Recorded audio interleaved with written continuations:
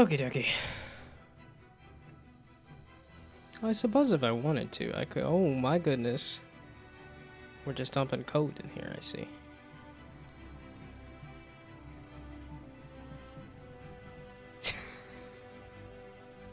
That was not the console. But can I figure out the set interval for if a document.query selector for aria label something or other.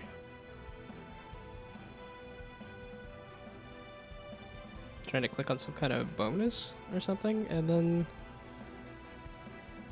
set it to 1,000. I don't actually like. I'm not a good compiler if that's what you're trying to do.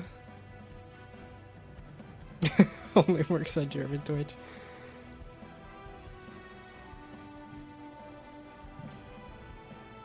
Yeah, I think even if it were fully in English there, I don't know that I would be able to compile the code for you.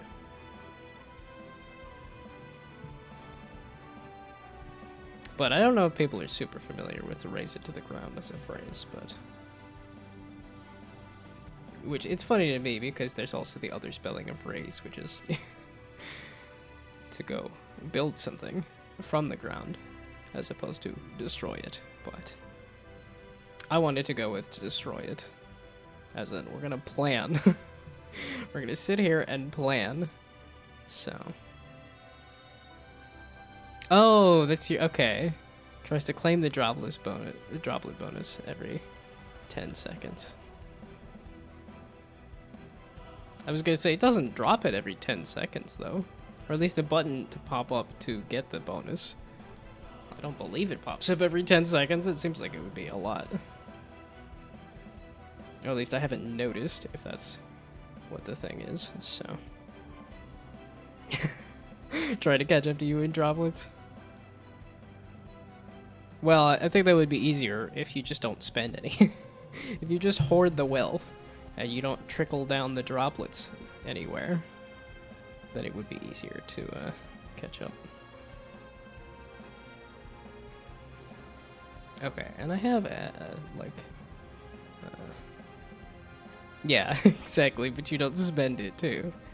Yeah, you just hoard the wealth and don't spread it around, so...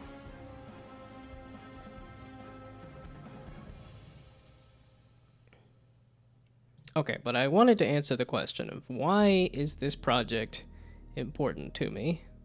So that when I get stuck, as in I have been for the past 4 months, then what is important to me about this so that I can push through? Secondarily, I want to plan, let's actually just set some deadlines instead of just a vague deadline of I want to have a demo on Steam. Not demo. I want to have a Steam page up before the end of the year. What does that mean? And then...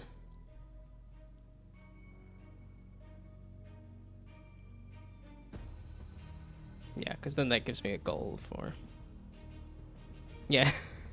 Figure out the game first and then set a deadline. Well, that's part of the planning. Is, That's why okay, let's just write down the whole set of steps here that I want to go through is the why. Why am I making this? Why is this important? Why do I care? Then I want to figure out what the game is. Then I can figure out the when I want to have it done. Which would then take me to the, like, how. Fail, iterate, fail, iterate, fail, iterate. Can I skip the iterate steps? Can I just fail a bunch? Will that get me to the goal? That's half of the steps, right? That'll get me there eventually. I'm hoping. It'll get me halfway there, right? That's how that works? We'll just skip all the iterate steps, the hard part?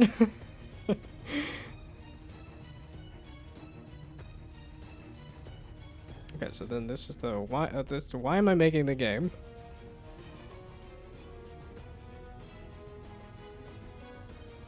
Yeah, let's put out the full thing. So why?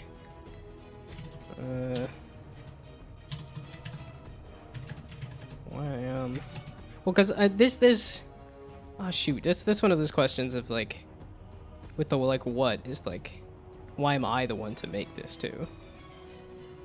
So why am I making this? And then, you know, why am I the one to make this? Is another question that I know is important. I don't remember where I picked that up from. Okay. Also, I'm going to take the break because I need to take a dump because I had a large dinner. So I will be back.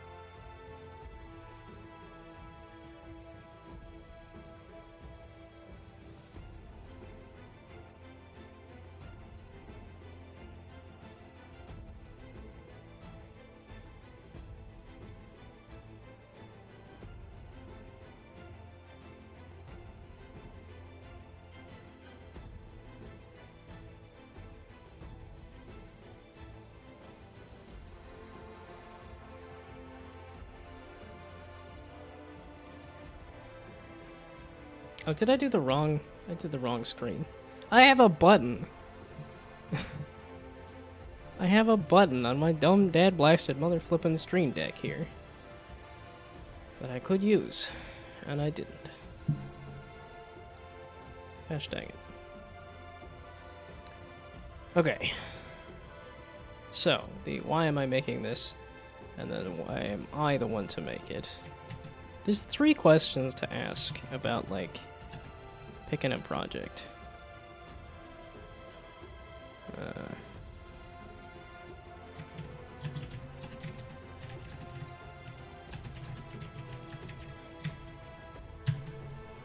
Oh, I think it's what am I good at?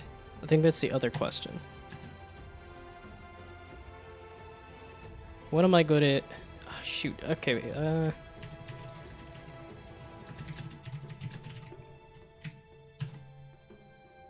Okay, I don't. There's an Andrew Wong video about it, and I haven't watched his stuff in quite a while.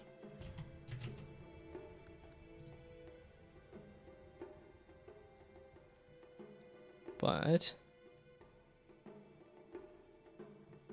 there. Which I'm not going to be able to find it, but...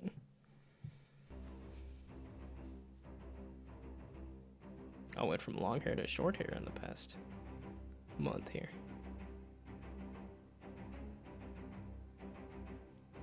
Yeah, I was going to say, I know he did a long, like, thing with, yeah, with Rob Scallon. They did a whole, yeah, Sonic Boom thing.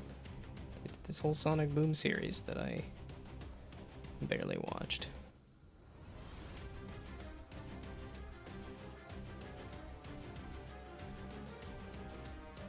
There we go. The diagram that got me 1 million followers. Obviously not a,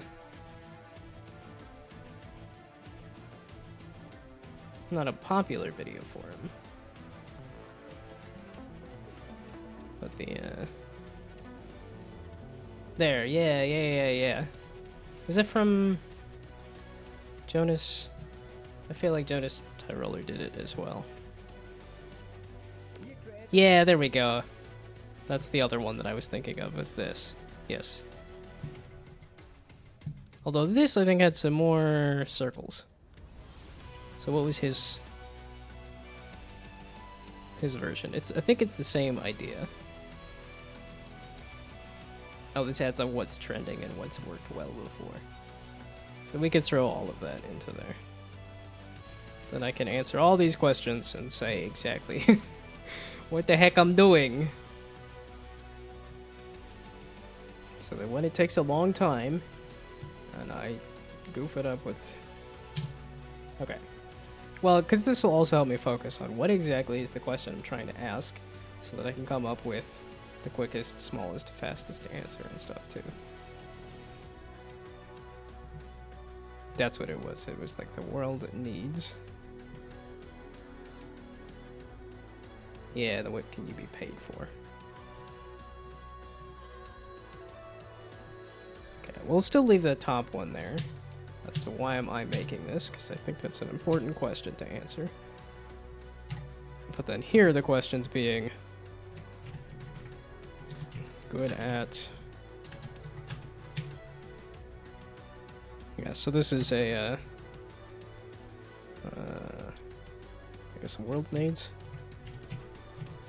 This is partially a filler stream, so that you guys can continue to drop those points in there to get me to the, like, okay, just do a prototype of the game.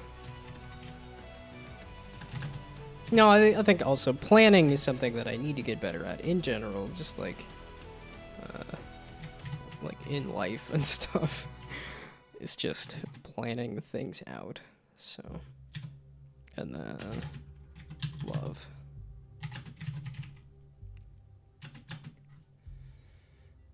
And it's so funny because, like, here I am planning out a big project, and I just, like, part of the reason I ate a big dinner was because I stopped by the Tropical Smoothie Cafe for a quick dinner because I was right next to it, because I went to GameStop and asked about, hey, do you have a Switch 2? And they're like, yep, we have a Switch 2.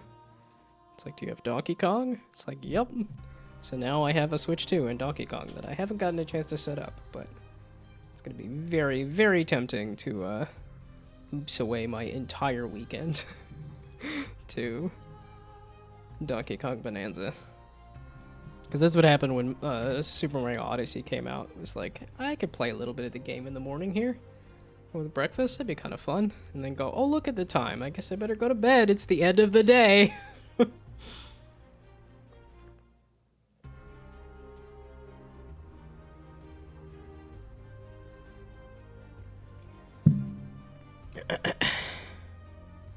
Minecraft server is now currently not running.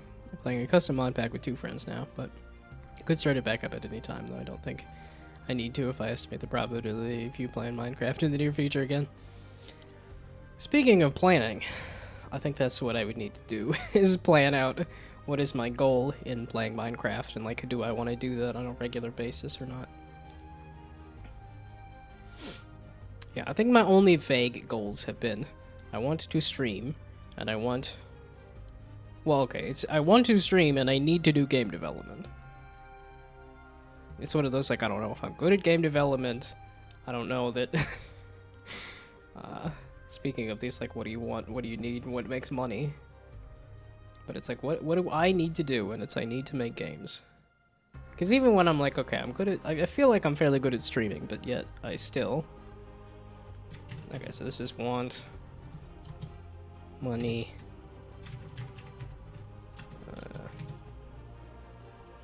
like... previous success. Can I put that into one word? I don't need to do a one-word answer for everything.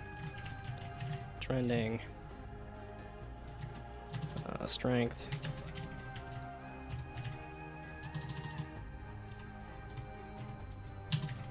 Obviously not typing. And then that was the 5th one that I skipped there, which was the what's worked well before, is the, I guess, history.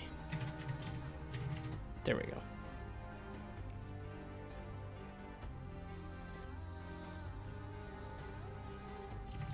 There.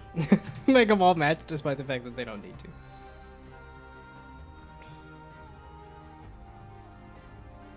to. Okay. So. Yeah, I don't think you need to be in all intersections. It's just slightly better if you have more intersections. Well, and I think that's what he says in this video too. Is that, like, you want to have, like, 3 out of 5 or 4 out of 5 or something. Something like that. Oh, we're doing AI summaries underneath the video now? Great. Gee, thanks.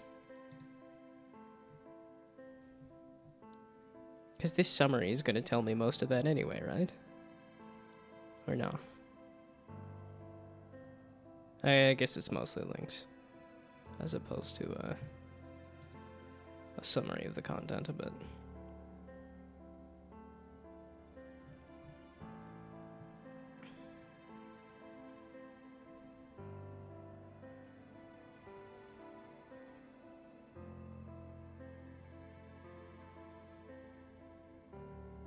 Yeah, and I thought he mentioned in here that it's just hitting like 3 out of 5 kind of thing. Do I want to watch the full video right now? No, not really. Because I do remember the crux of the video, but... we announced a restricted AI on Down to Jam. Yeah, okay. Well, so restricted being can't use it for art assets, or can't use it for code, or can't use it for... idea generation. Oh, I guess I do want to do this. Is this? I was gonna say I probably already have an account. Just log me in.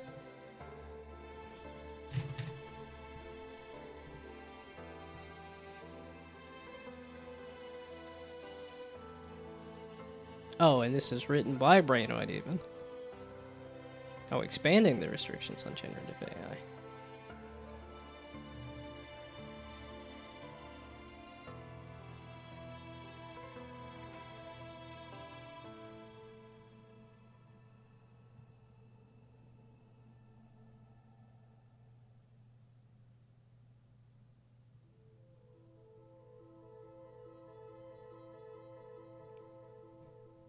Okay, wait. The theme submission here is, oh, tomorrow. Okay, I'm all excited. I'm all ready. I'm like, I don't necessarily have any ideas, but I think I could come up with some.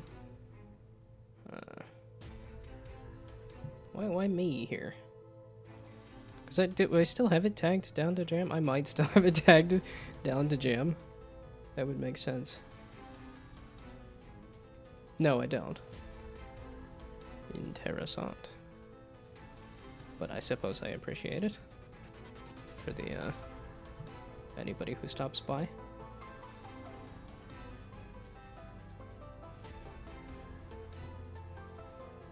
Okie dokie. I think both of these were actually fairly recent. Oh, I guess this was a year ago. This is the one that was 3 months ago.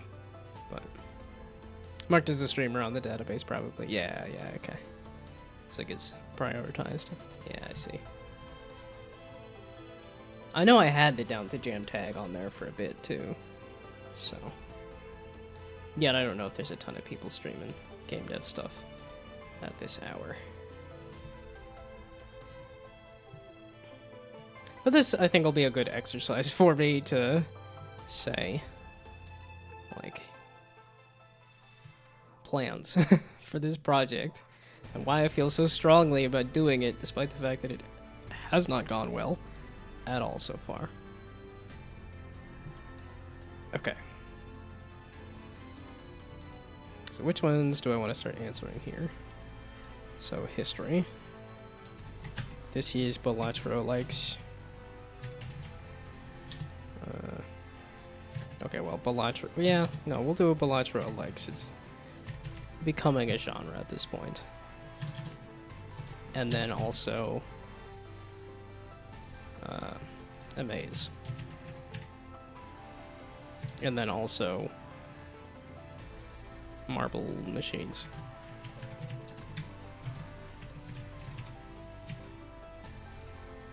Yeah, because this can also take me to what is the minimum viable product here? The minimal viable game.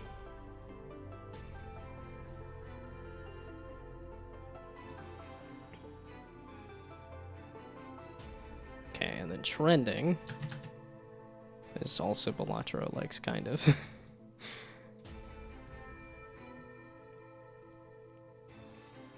And will probably be similar to Nubby's Number Factory, Peglin, and Ballionaire too.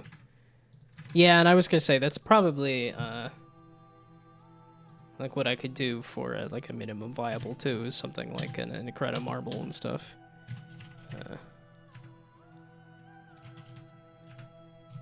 I'd just say, okay, screw the grid for now for a prototype, and then just do physics. What, did it really not? Okay, I guess I completely butchered the spelling on that. There we go. Yeah, I was gonna say, I thought it was on Steam. Although it looks like it's more akin to a Google Play kind of thing. But I know this is one of those ones where it's like you just keep placing the things and it keeps jumping marbles and stuff.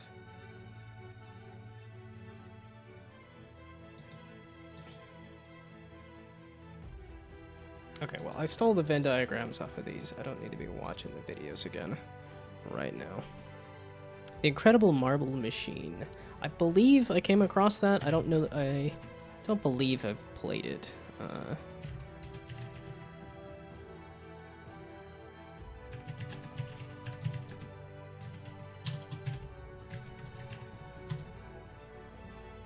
Oh, not marble. I'm just adding marble into things. Yeah, and then it's giving me these, which I do like these, but... the Incredible Machine. Like I said, this is a vague... possibly have heard of this. Oh yeah, okay, it is just make your own. Rube Goldberg machine, basically.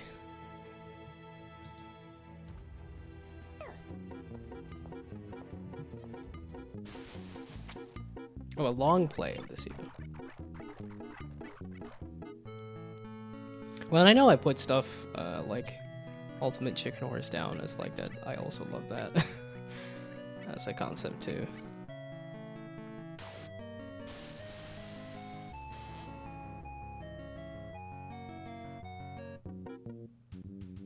It's one of your all-time favorites? Yeah, not something I ever played or am familiar with. I've definitely seen stuff like this, but not this exact kind of thing.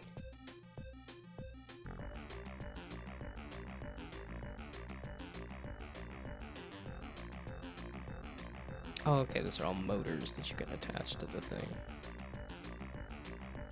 Played Crazy Machines. Played it a lot at 7 to 8. Okay, it's supposed to be a basketball hoop there. Hoop is a little interesting there. And the Crazy Machines.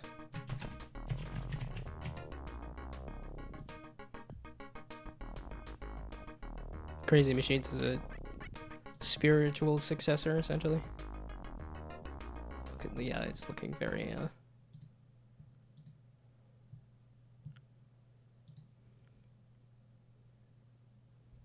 Yeah, I don't even know exactly how to pull off this kind of, like, old computer graphic style.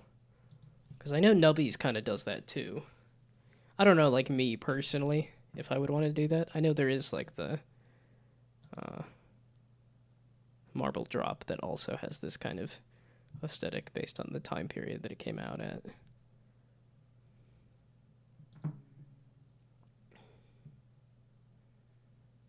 Yeah, and it's one of those questions of, like, do I want to ditch the grid and go for full physics?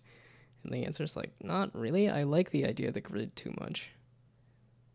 But that's why I need to answer these questions. What is the important part of this? Because I just got too sucked into the idea of, like, oh, you could also paint pictures at the same time. And that's not necessarily what this is about.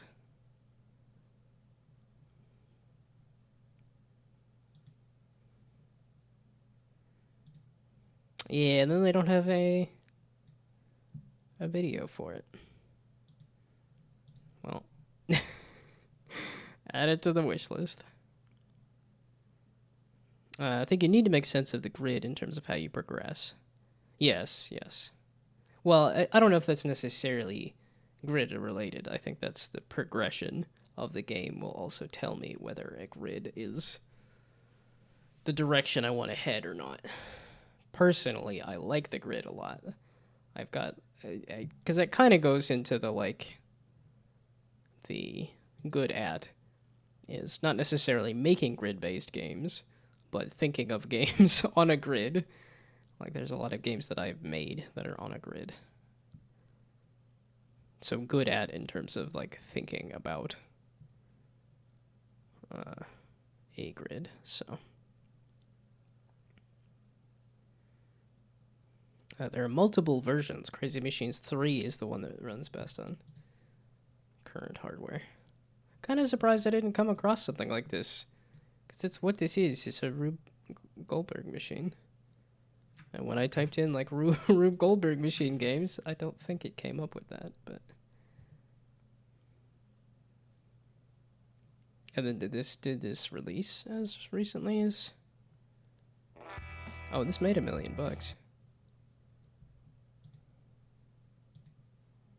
Well, I guess we also threw this on the wish list. Oh, funny that the old version is also $10.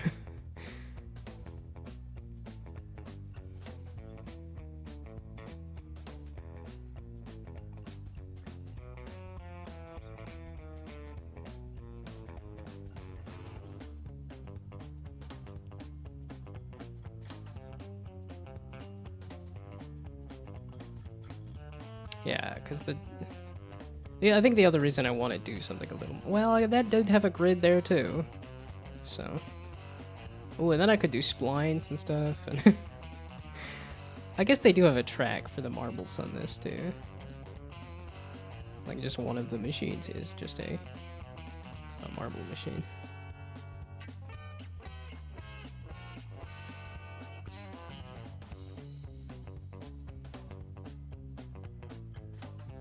like, can I think of other games like this that I have played? You guys are mentioning some older games, but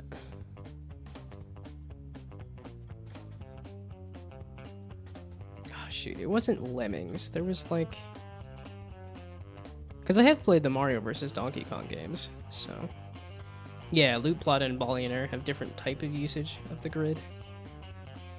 It's very much, I should do that at some point too, is put Loot Plot and Ballionaire and some of those on there.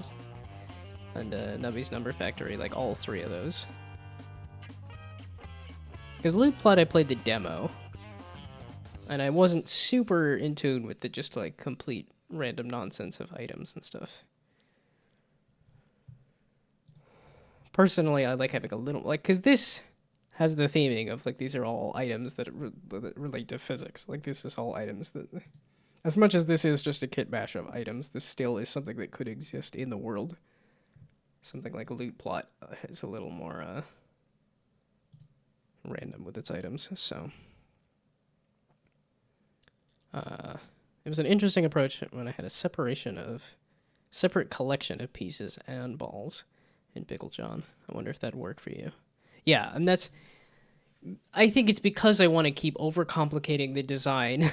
I'm like, oh, you could do different kinds of balls, and then you could reorder all the different balls, and then you could have all these items that change the balls, and then all the items that...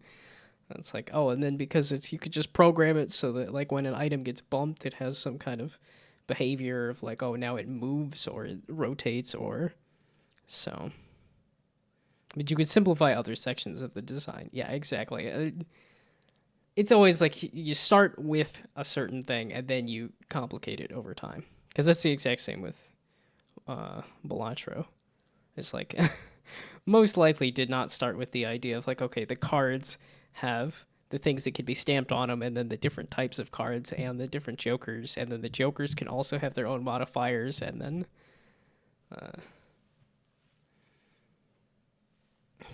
So it's definitely, I need to come up with the very, very basic core of the game and then can overcomplicate it from there, so. Yeah, balls are thrown from the same spot all the time, but you could choose the order of the balls, and then pieces behave differently to different balls. Yeah, we're on the same wavelength there. That is what I was thinking of starting with for sure. And not even like the different order of the balls. At this point, it would be literally just, here is the order of the balls, and then you have different items that affect different balls in different ways.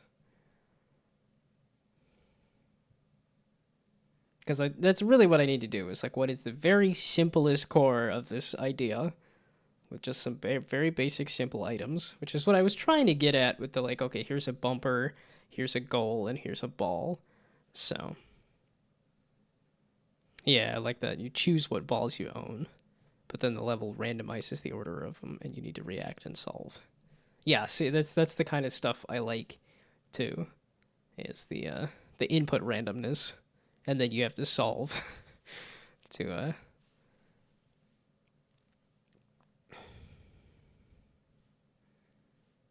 Yeah, because that's that video. And what I think it even said, it was from Keith Burgon originally, where he was talking about input randomness versus output randomness. And I'm definitely like I would kind of say a huge proponent of input randomness, but it's not like I dislike output randomness, but I like it less, that's for sure. But yeah, in terms of like, you shuffle your deck and then you draw a set of cards is much more interesting to me than like, I attack this guy and roll a dice and see what answer I get. Okay, I was answering some basic questions here. So, is there stuff that is trending? Yeah, if we take Replica, for example, board's populated by random cards from your deck.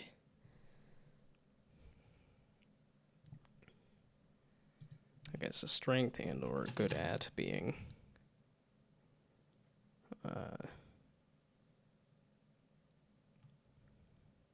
let's see, thinking in grids.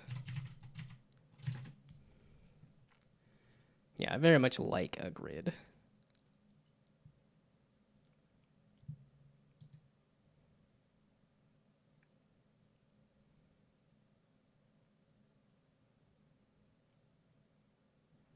Shoot, now I'm kind of wanting to look at the video because I'm like, what was want? It's most likely just what do you want out of this thing that you've made here. Well, and that's the other, it's like improv is also a thing. It's why I like roguelikes and stuff a lot, is because it gives you that improv aspect. I think you need some sort of limitation on how you can place your pieces too. One way to do it is you were given n number of pieces first, and then you can discard them maybe. Yes, that was the deck of things that you can place on the board was very much an idea that I had as well. Yeah, some of these I'm like, I don't know how much I wrote out.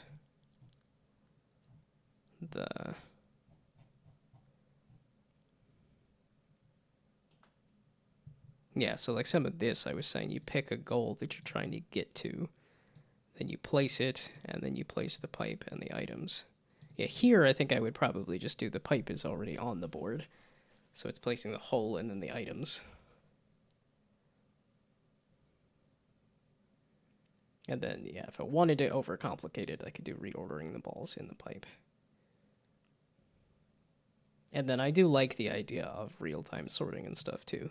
Because I think there are a lot of games like Nubby's Number Factory and Peglin and Bally and Air and stuff, too. I don't know that those have a real-time element. Which is why I need to play the games, to see if there is a real-time element. I was under the impression that it was just you watch the ball bounce. But because of this sorting aspect of the game, and because of the like marble drop aspect of the game, there is the opportunity to have the real-time sorting.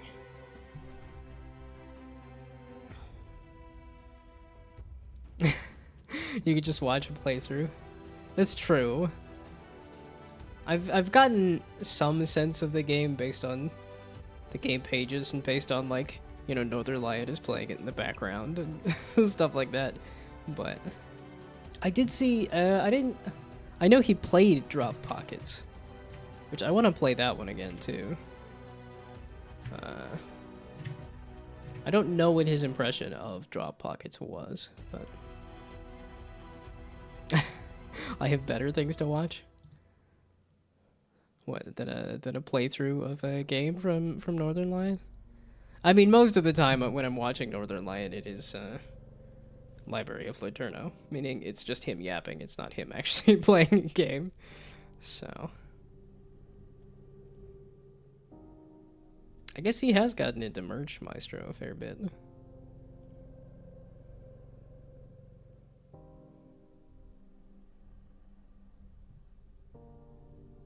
This looks wild. I hadn't seen this one.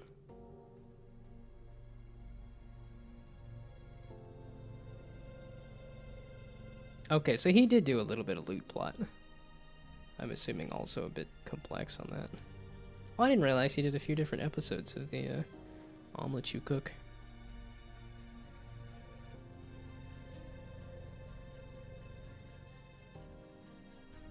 I mean, the kind of stuff that he likes to play, he's gotta be eating good. I feel like there are a lot of Northern Lion coded games coming out. As people in the comments saying, this is the most sort your salad game I've ever seen. Yeah, it's finding that balance between like complicated and too complicated too. Because even what little I played of loot plot, I felt like it almost got into the too complicated territory. Or maybe it was partially the just like waiting for all the numbers to count up and stuff. I'd have to think a little more about why it didn't fully click with me.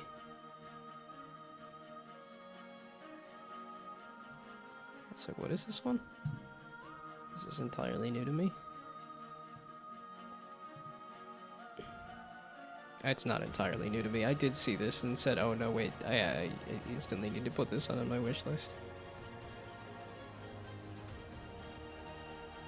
Yeah, okay, because this had the somewhat backpack hero aspect, but also the, or I guess backpack battles, rather. I still like Backpack Hero better.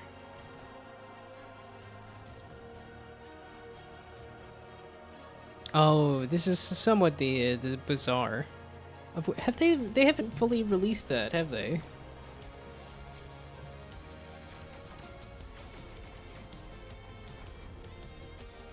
Yeah, this is one of those ones where like each item has its own timer that ticks up or down. Or I guess up rather, they all tick up.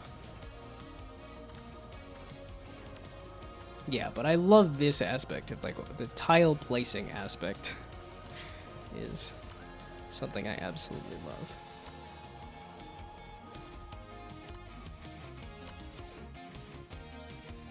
Yeah, okay, so a little bit FTL, a little bit tile placement.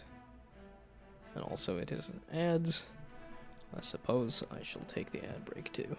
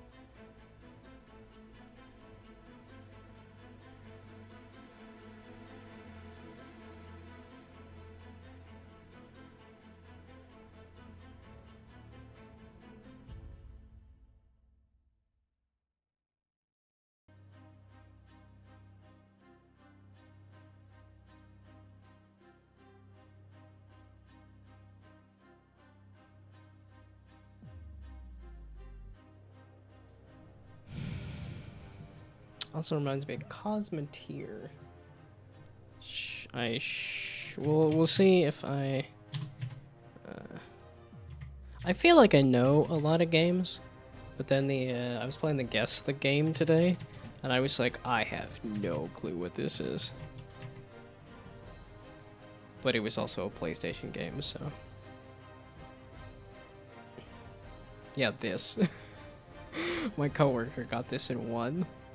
And I was just like, I don't know what this is. Is this asteroids or something? And it was like, I never heard of this game. Although, speaking of games I haven't heard of, have I heard of Cosmeteer? I think I have read an article about this game. It was one of those games that like just did early access and was worked on forever to eventually hit that point of lots and lots of money. Yeah, 3 million.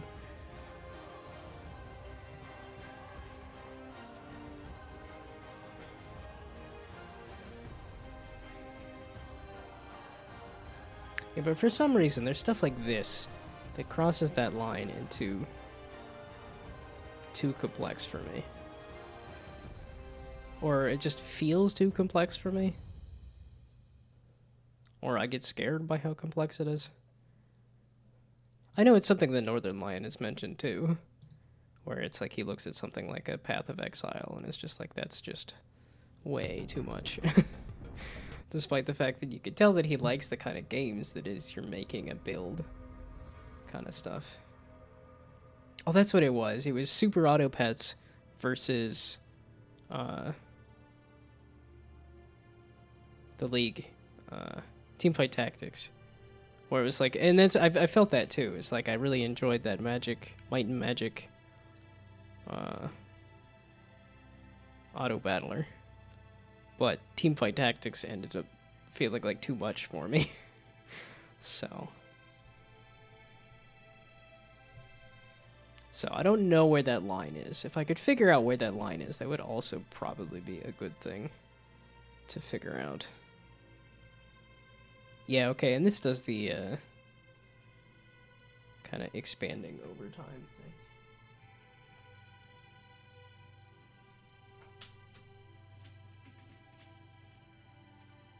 It is. It's raining. Okay. It said that it was raining or it was gonna rain. And it did not look like that all day. And even now it looks sunny. Maybe not sunny, but it looks bright for rain. Okay. Y'all have me. Yeah, okay. You place your pieces in a way that balls hit pieces in the right time and in the right order, so your character's / ship behaves, attack, defends accordingly. Yeah, like, and that was the. It goes back to the marble drop thing. That is kind of the direction that I wanted to take it as well. Because that's a more interesting problem for me, instead of just you're trying to hit the highest, biggest damage number or the highest, biggest score or something. I think numbers are interesting when you're trying to get to a specific number as opposed to getting the biggest number.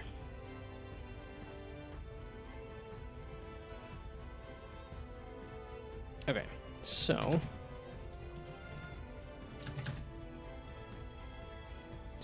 money being what can I get paid for, which is also like trending, I think, kinda.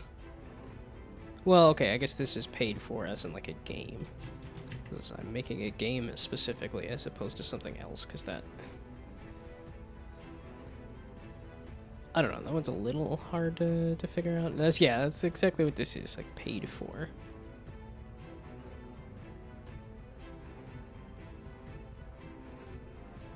But I do think these are kind of the same sort of thing. It's like, what is trending? Like, what is something that people are... Well, this is, I think, identifying a target market and stuff, too. Of, like, what is the problem that you're trying to solve, and... Because that's when somebody would pay you, is if you're hitting a need that...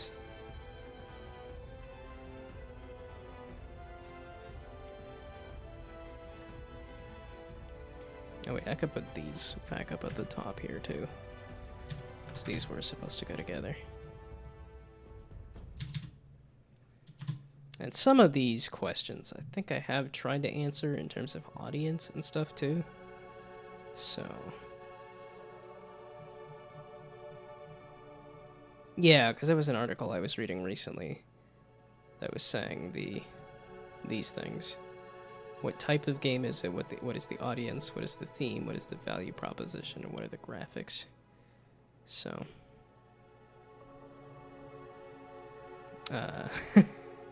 really curious about the answer of good at. It's something I've been struggling with for a long time. But like I said, I think improvisation is one thing I feel like I'm good at, which is why I stream, which is why I like streaming, because I can take in the input of some kind of comment and then come up with some kind of response, hopefully clever response. Or even like riffing off of a game, off of something I see in a game or something like that too. Do you think you're bad at improv? I don't know if I know you well enough to say yes or no. If you did some streaming and were able to get some kind of audience, then I think, yeah, you're good enough at it. Because I feel like that is kind of a piece of streaming, is to be able to respond to whatever is thrown at you in the chat. But, well, and if you're making roguelikes, that's kind of what a roguelike is too, where you have some kind of input to the system and then you're making the system. Streaming against an audience doesn't always tell you about improv. Because, for example, I don't like people. Yeah, not necessarily a perfect one-to-one there. But, like I said, I think there is a piece of that in streaming that you can have more or less of. Because I know there's plenty of streamers that are just like, I'm just a big artist. That's like, oh, here I am making music and also showing my process and not responding to the chat at all. So it depends. But I think if you're responding to the chat in any way, I think it is some piece of improvisation. And like I said, if you like roguelikes as well, I think there is some improvisation piece to that. So I do think that is part of the... And if you're in chat responding to things a lot too, that would say... Yeah, exactly. 1v1 chatting with a person I like would tell me more, probably. People are overrated. They always cause bugs in programs. User error. Always with the user error. I love that one video of like people trying to use a like one of those water cooler like water filling stations, or like it's got the little, like, you hit the nozzle and then it fills with water, and then somebody showing a hack on how to use it. It's like, you make it a little ring so that it squirts water and then drops it into a cup instead of using the cup to do that. Yeah, exactly, yeah. Let's remember responding in a foreign language. Yeah. That I can imagine complicates things a lot.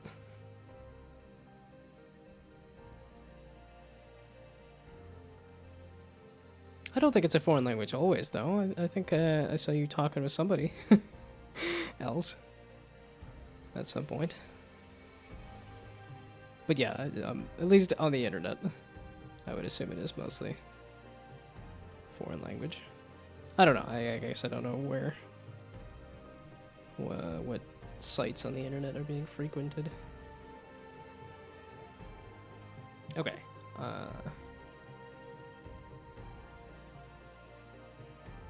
So good at, like I said, I was putting down improv. That's what I did for like strength, was improvisation.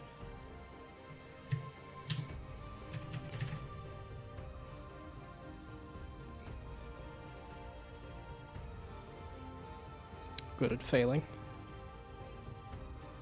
Well, you said that was a part of the process there. Fail and iterate, and fail and iterate, and fail and iterate. As much as I like to make a bunch of hoopla about, like, I've done a bad job and I keep making bad games and it's just I'm not going anywhere, I can't... The trajectory has been upward. Yes, there's been a lot of misses, but I think overall... Yeah, if I master the iterating, I'll be golden. I do think that is the piece that I haven't fully mastered or worked on or thought about at all. Is the actual, like, planning and reviewing the outcome of projects. I've definitely done a sentiment analysis of, like, okay, how did I feel about the project? But, well, I lied. Because that's exactly what happened with this game, was the gameplay was fun enough for people, but then it got trashed art-wise, So then this game, I went and focused on the art, and it was like, okay, we're gonna have this train background, we're gonna have all these characters, and then that didn't go well. Yeah, somehow focused on the art and still didn't even come up with a good art anyway. Yeah, then the gameplay suffered anywho. I really should focus, and that's why I'm also like, okay, let's. That was another thing, is making abstract, like like abstraction maybe. I think I put that on my branding thing too when I was trying to figure out like, because that was Doug had a video about like, oh dadgummit, yeah, because you're old. But yeah, Doug had a video where he was saying that people have like 2 major strengths, and they might be kind of vague and stuff, but. And I kept trying to figure out what that would be for me for like 2 different strengths. Which I was putting down improvisation. And I was kind of putting down ideation. But again, even the jam games I've done are not necessarily the most unique, innovative jam games either. So. Very good at yay and yawn, too.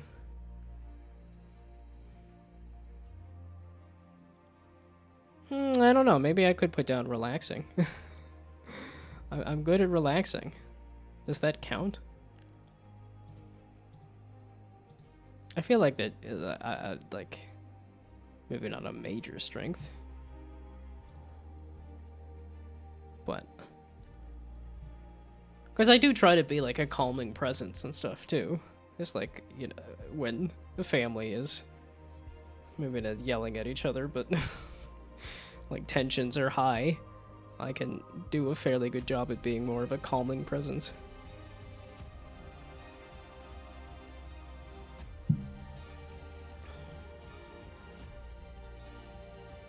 Maybe I should make a chill, cozy game.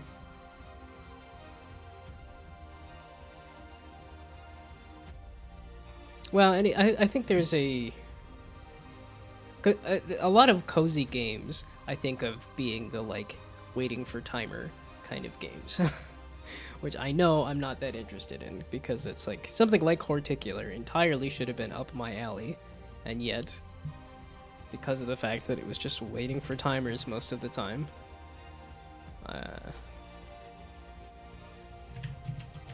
it did not grab me.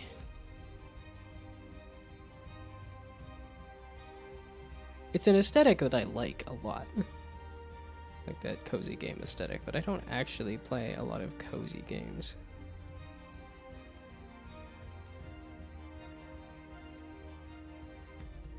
Yeah, and I think I have my list of like favorite games and stuff too, in terms of stuff I like. Yeah, now I'm just doing a full deep dive psychoanalyze on myself here, of like, who am I? Who do I want to be? What is my purpose? You pass butter. Oh my god.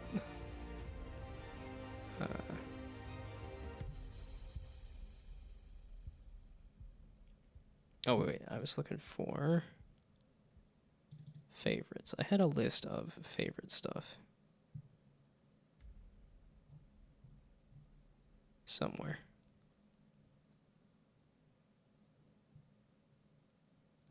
Yeah, I try to plan. I try to plan all the time, and yet it doesn't end up happening. I know that was the book I was listening to while I was commuting today. Was also saying, like, watch your actions, because they tell you what your actual, not motivations, they tell you what you truly care about is, like any games from Wholesome Games you'd be happy to be working on.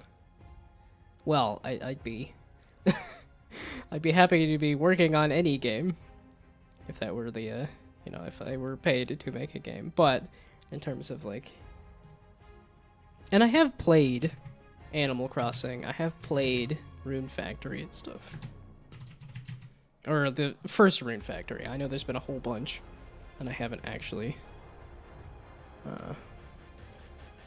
Oh, this! Yeah! Is this seat taken? I was very much taken by...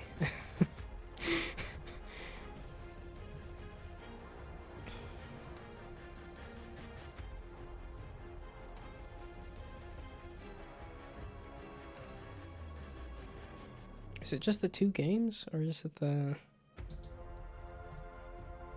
for, like, actually being published by...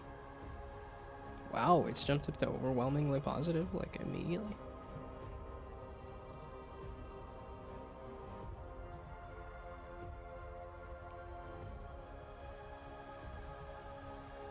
Yeah, because I played Girls Like Robots, which is very much in the same vein.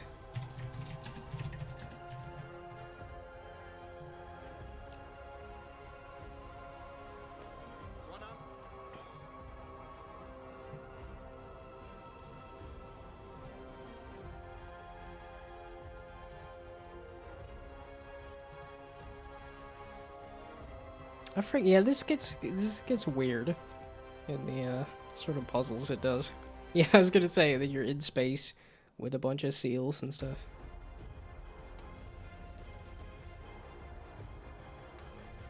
There's a list in the description of the video.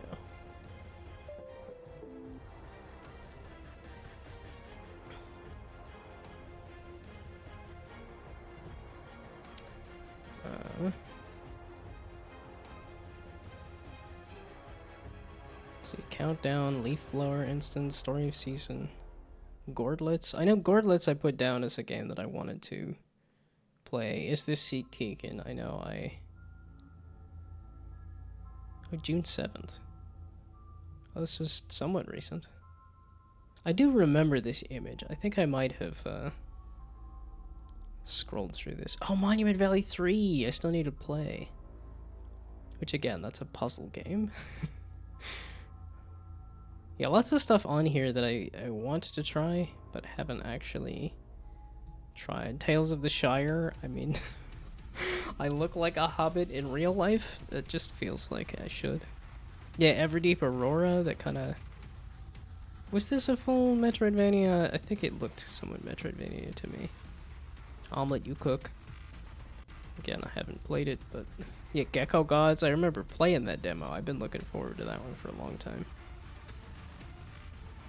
And then I don't know that I'll play it. What was it? Because, like, Naiad, I know Naiad, I watched the creation of that on social media for quite a while. And then never did play that one. No, I did. There we go. Something like that. Thank you for the hydrate. Oh, no, wait, is it, what? Okay, I was gonna say, what is this? That's what I wanted, this. Yeah, because this came out at the end of last year. And it also very much interested me. And then never actually did play it.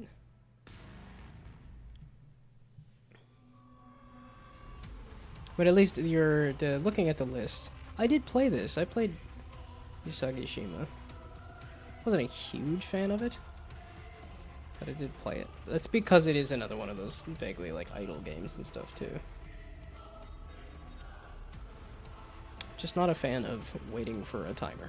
That's seems to be the thing tying all these together. But no, there's a good chunk of these that I would be interested in working on and helping with and stuff. Like Let's Build a Dungeon. I don't entirely remember this one. You didn't just play an MMORPG, but built the world, the quests, and the stories inside it. In Let's Build a Dungeon, you're the developer of a fictional online game. Yeah, and some of these I'm not huge on decoration, but I do like the object placement stuff.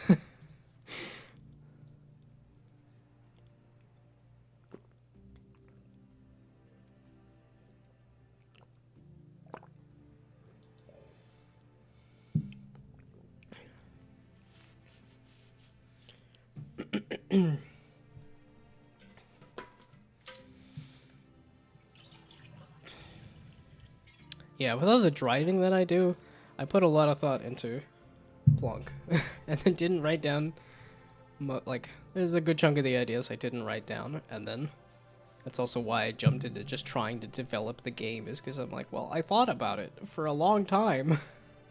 I just want to jump into making it. Instead of doing, okay, let's prototype it and see if the ideas actually work before I jump to the next thing.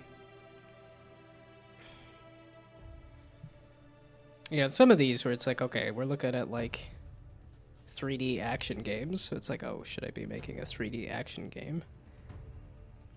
But then the pieces of these that I like, something like Borderlands, is I like making a build in Borderlands where I say, oh, this is going to be a melee build, this is going to be a no aim build.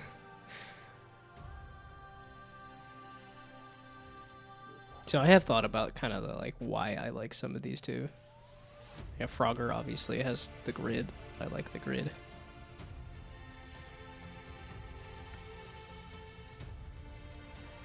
Yeah, there's a good amount of action games and stuff, but I think as they get further along, they get more strategic. I know that tends to be the trajectory, is that, at least for guys, as you get older, your likes become more strategic and less action focused. And I got old very quickly. I immediately went and like, okay, let's play a bunch of strategy games and stop doing any kind of multiplayer FPS.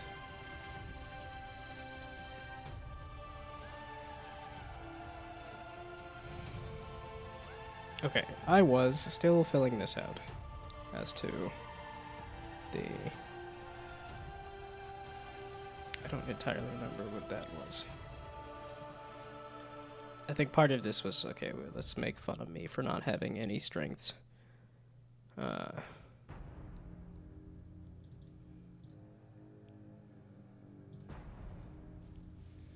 at least the one strength. The only strength. Which I know they say, like, focus on one thing and get really good at the one thing and be the best at that one thing. Which is why I stream all the time. So I can hit that one thing. But that was part of that Doug video, was also the best things, or the best, like, streamers and the stuff that you think of that is the most unique is when it's two ideas that seem somewhat contradictory that are combined in an interesting way. Like, here's chocolate and peanut butter, and then that becomes... Which I was just looking at recently, that Reese's is, like, by far the most popular candy. Which I know I like it a lot, but it was just surprising to me that it was like, oh wow, not only that it is the favorite, but, like, by far the favorite. But that's the thing that is hard to figure out. The thing that I'm trying to figure out here being the what are the two pieces of, like, this game, or what are the two pieces of myself that are, like, improv, and then something else that makes me unique and interesting. Which I suppose, if people keep showing up to the stream, feel free to put in the chat, in the comments, as to why you keep coming back over all of the many, many streamers. Does Twitch say how many people are live in any given... Well, I guess Sully Gnome will say how many people are live at any given moment. So that's the question. Of all the things that you could be doing, you're watching me. And why is that over anything else? Yeah, as of this current moment, there are 89,000 live channels. So out of the 89,000 channels, why my channel?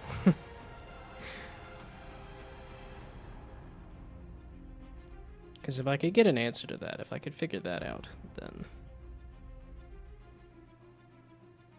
that would tell me exactly what to focus on as a strength and stuff too. Don't tell me people left right as I was asking the question.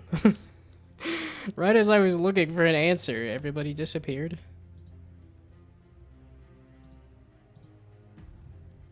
It seems like it.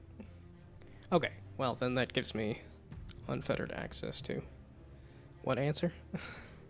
The answer to the question of why do you keep coming back? Oh, was listening to the music that you made yesterday? That's a good thing to be working on. But the question of like I was trying to answer the question of what are my strengths, and in terms of streaming and stuff, why do you keep coming back to the stream? So, I suppose Phil did say it was also chill. So, and that was also an answer. It's because it's chill here. So is there a way to put that down as a strength, and then is there a way that I could put that into Plunk? So it all leads to me making a chill, cozy game. It's all pointing to like you keep making toys, you keep making abstract things. The vibes are chill.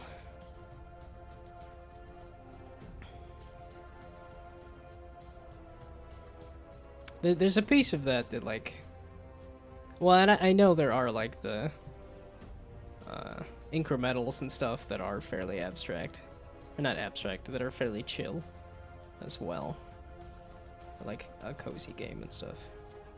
It's just weird because it's not like this is my favorite genre and that I play a whole bunch of cozy games, despite the fact that that is kind of the vibe. Share the songs so that we can listen to it together.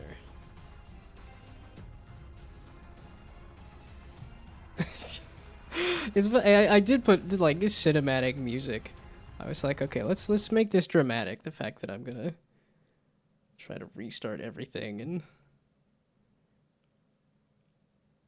okay, I didn't need to download it specifically.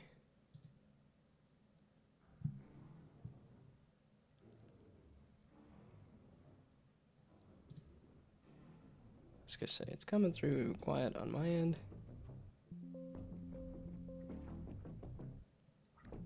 Or maybe it was starting off pretty quiet. I think it is starting off pretty quiet. Okay. It did, it picked up.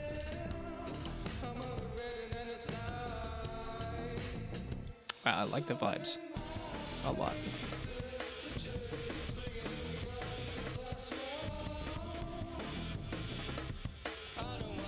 What's the genre exactly?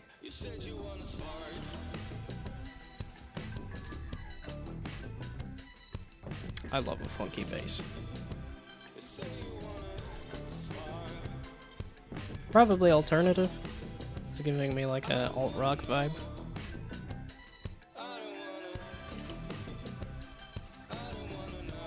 Has some drum and bass drums here and there. Ah, I see. Everything dropped out just to listen to it.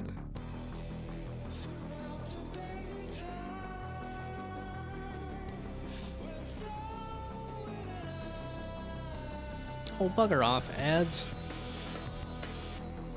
And if I hit snooze, I'm gonna run out of my snoozes there. Yeah, alternative psychedelic drum and bass. It's a good description. I would agree with that assessment.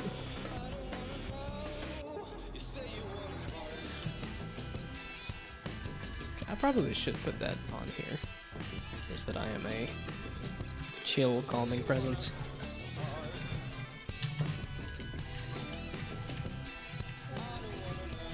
I don't know if it's something that I've actively sought out, but yeah, lots of different things combined, I guess.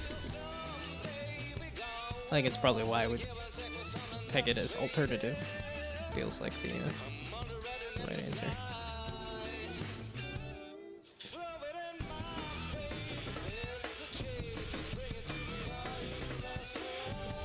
Is this for a project or something, or is this just to make a song?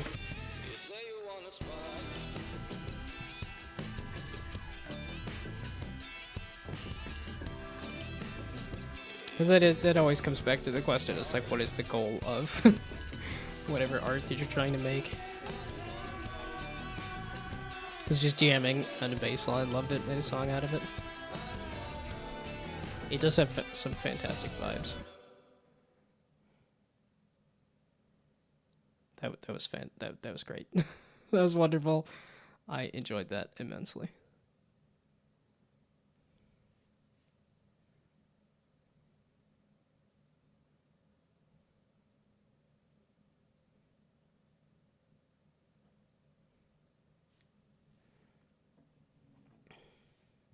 Yeah, I liked it too, so wanted to share. Yeah, that felt very much like one of those seized on the the moment. That felt, I could feel the passion. I could feel the excitement.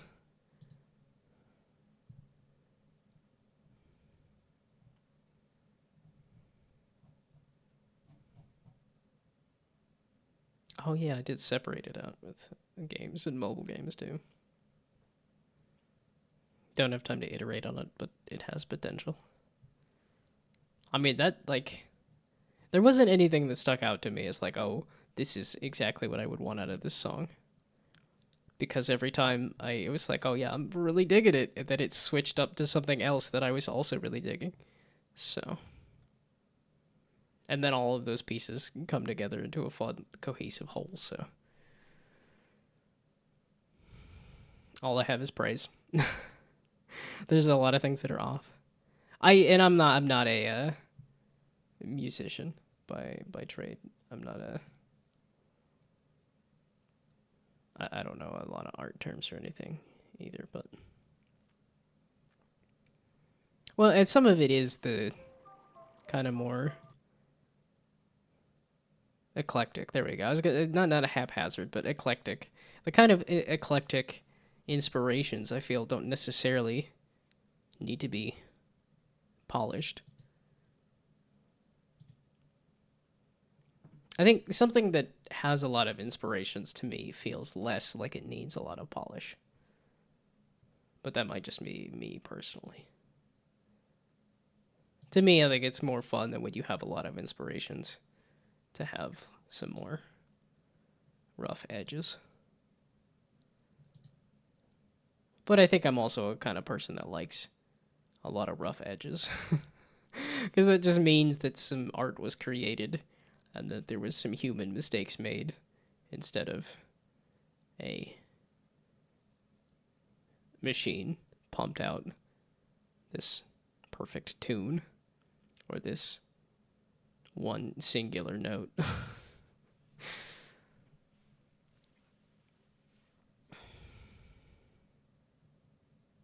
But yeah, because I don't know a lot about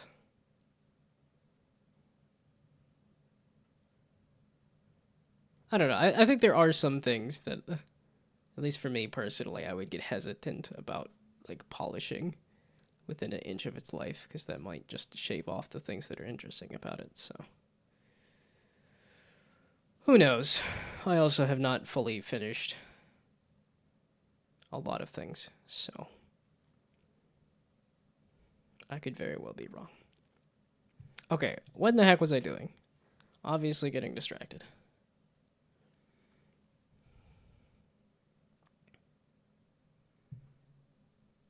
Well, at any rate, I have something to put on my list as a strength being a chill, calming presence, which would then say, what is a game that is both chill and improv?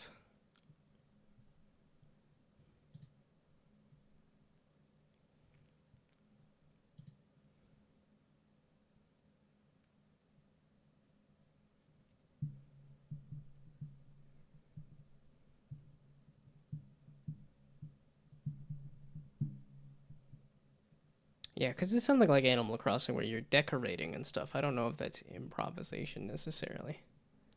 Because I think improv is more like you have some input and then you're trying to reach some output. or you have a random input and you're trying to reach a certain output. Also, hello. Thank you for the fresh W11 Froggo. Interesting. I am not familiar. It keeps looking like a turtle there for a second. I'm like, oh look, it's Vettel. Nope, that's just a Froggo. Breathing. It's just taking a deep breath. Okay, somehow an entire hour has passed, and what have I accomplished? A lot of thought, a lot of maybe heading in a direction.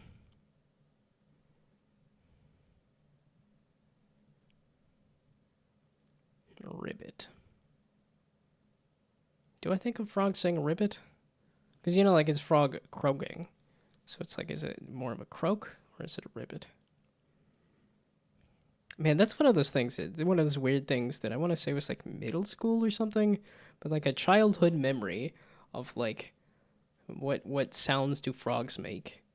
And there was the certain phrases and stuff that was like, mashed potatoes. Mashed potato. Lick it up. Lick it up. Yeah, it's just one of those weird... It probably just because they're phrases that are both odd phrases that are sing-songy. That it got stuck in my head for 30-odd years. Well, okay, no. I guess 20-odd years? 25-odd years then, probably?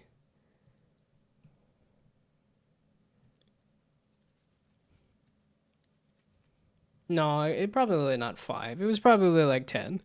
If I was 10 years old, then it'd be 20-odd years. Okay, so now back to the planning of this whole thing. The top-down planning of why am I so obsessed with making this game in particular? Because of my strengths of improvisation? Maybe abstraction? I guess the grid part is sort of abstraction. Okay, the trending stuff is Balatro likes. Okay, and I could put that here. Good at improv. What the world needs. And I know I put that on here. It's a marble game that's not about puzzles.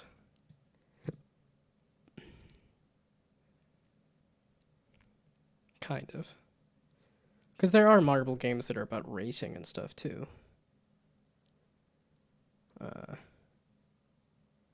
It's like a marble machine. How about that? A marble machine.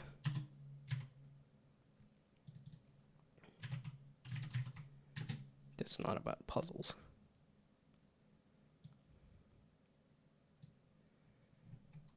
Oh, and could put some music on.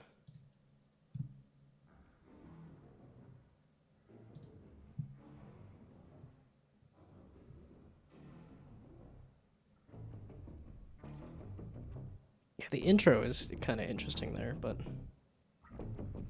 yeah, pinball is marble, but not puzzle. Yeah, I suppose that's true.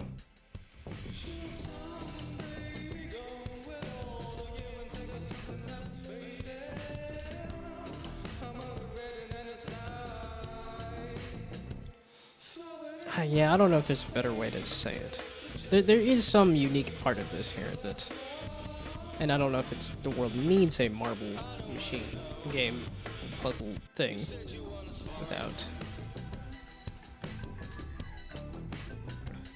I mean, because it is also that, like, Rube Goldberg machine. I don't know, the world need, because some of this I think is like the solving a problem kind of thing, and when it's a game, it's harder to say. It's like, what is the problem to be solved? There's obviously answers too, but would be, yeah, we'd consider Monkey Ball to also be a marble game that's not puzzle.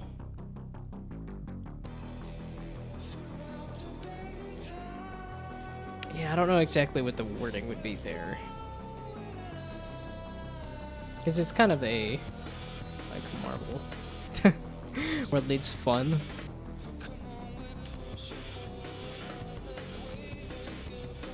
Yeah, that's the, God, it's like, how do I feel like there's some specific wording that I could say.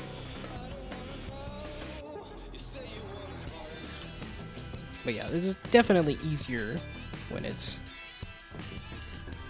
Because need is harder, like, it's easier to point at when it's like people being harmed or something. Or some inefficiency in a system. But a game being entertainment is not necessarily a... I love balls. Balls are my thing. I just love playing with balls, and I'm not sure. And I'm sure I'm not the only one. My balls are an important part of who I am. Balls are life. More balls. World needs more balls. I mean, that's not entirely inaccurate. That is essentially what this thesis of the video that I made. That's what the YouTube video that I made was. Was that, like... Yeah, that's what this one... That's what this video was, essentially. Was... more balls.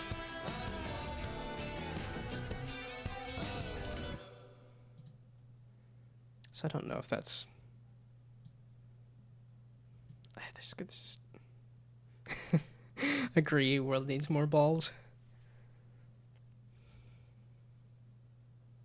Well, some of that is the focus of, like, what is the ball being used for. Because, you know, there's plenty of sports.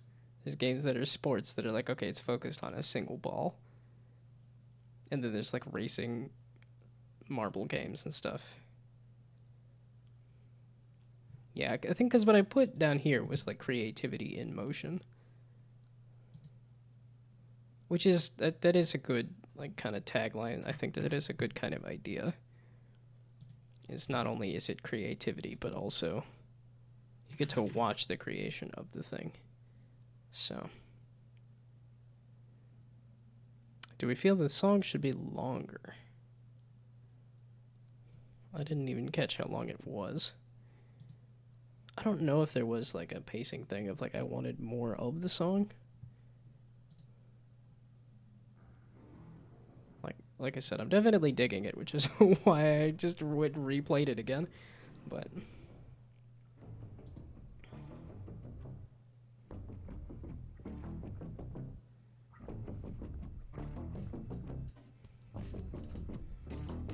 I don't know if the intro starts a little too quiet. Because I definitely was like, I don't realized I don't have enough ball games.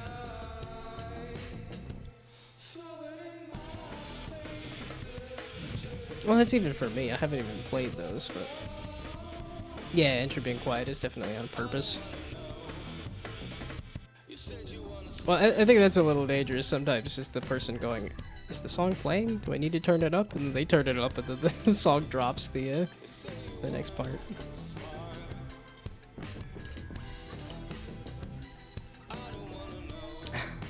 Treated yourself to a new laptop, and insomnia is even easier. Congrats on the new laptop.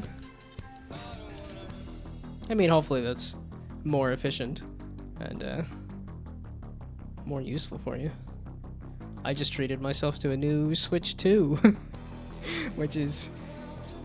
Well, we'll see if I end up doing Donkey Kong all weekend. I'm gonna resist. I'm gonna resist. I swear, it's not gonna be Donkey Kong Bonanza literally all weekend. Hopefully. That is what happened with Super Mario Odyssey. I turned it on and then the entire weekend was gone. So. Like you care about that person? The kind of person that says, too quiet, turns it up, and then their ears explode. But I suppose you are doing a quiet intro for a reason, so if their ears explode, it's just going to be exploding with awesome. So.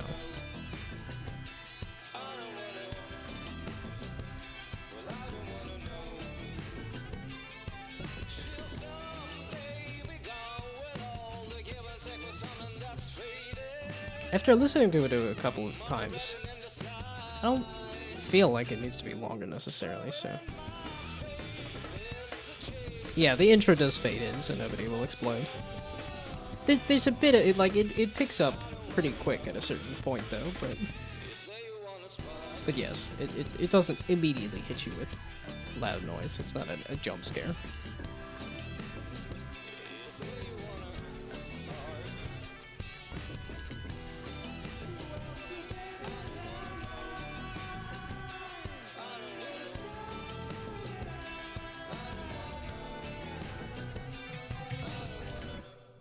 I do love grids, even if I'm bad at them, but... not as baller as my desktop, but it's good enough for music projects. Okay. Oh, if you have a desktop, then I suppose that's probably what you would want to make sure is fully upgraded, but a nice laptop's probably good too. I should have the full set of questions, the who, what, when, where, why, how. Yeah. That's part of this was just the when I was talking about this was the why am I making this game, what is the game, and then when am I going to finish it, and then how, you know, it was kind of the steps here.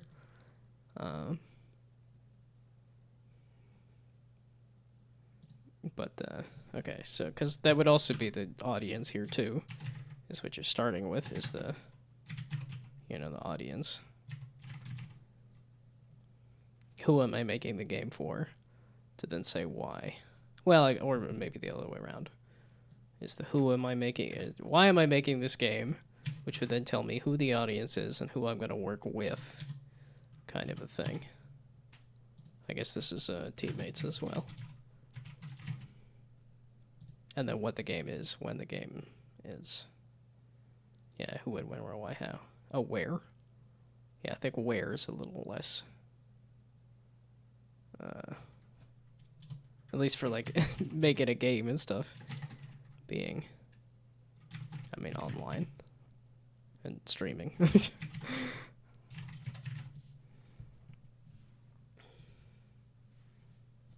I meant for this to be a kind of a planning session of what I'm doing, and it really just became like a digging into. Well, I wanted to start with the core of why I wanted to make this game specifically, so.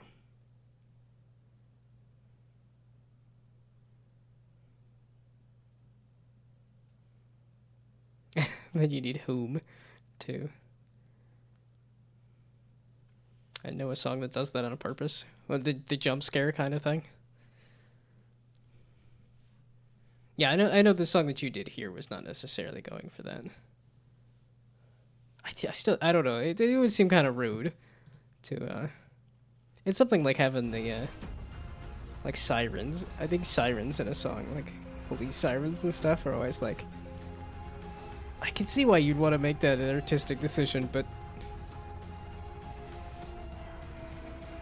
because it's an audio medium, that like somebody hearing sirens in any context, probably a little concerning. So the balls are under the player's controller. Does the player infect?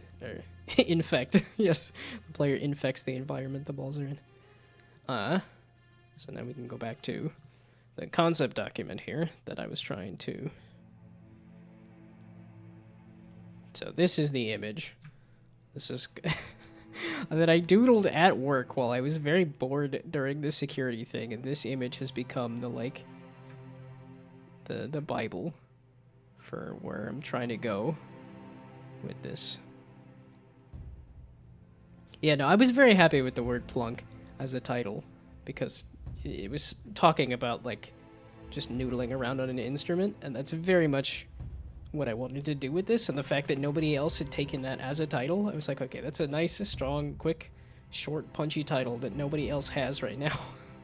It was what it doesn't happen a lot with game titles, but very glad it happened with this. It's just another reason why it was like, okay, this I like.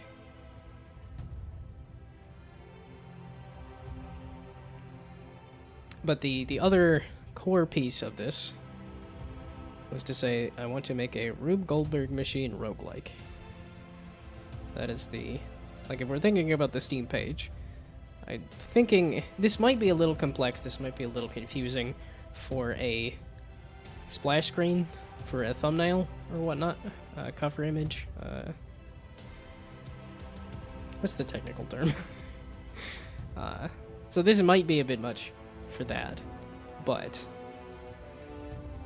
the other, like the capsule art, thank you. Yeah, capsule art.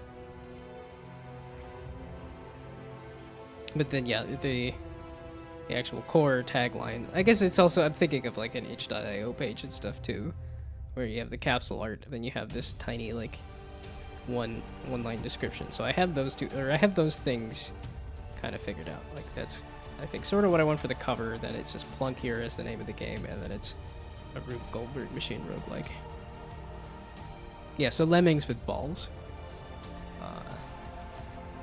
Yeah, that's probably a good thing to write down too. I think I did mention lemmings as, or I mentioned, what did I have in my inspiration here too? I think I put down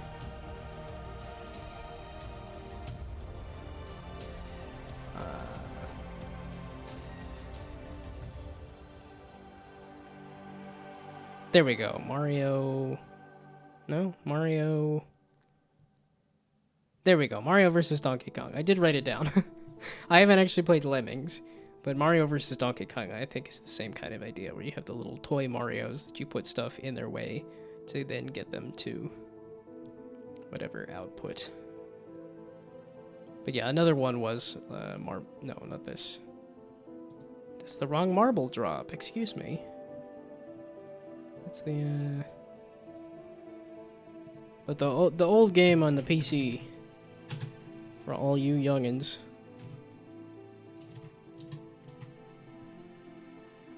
Although everybody was coming up with other old computer games that I didn't know either, so I lied.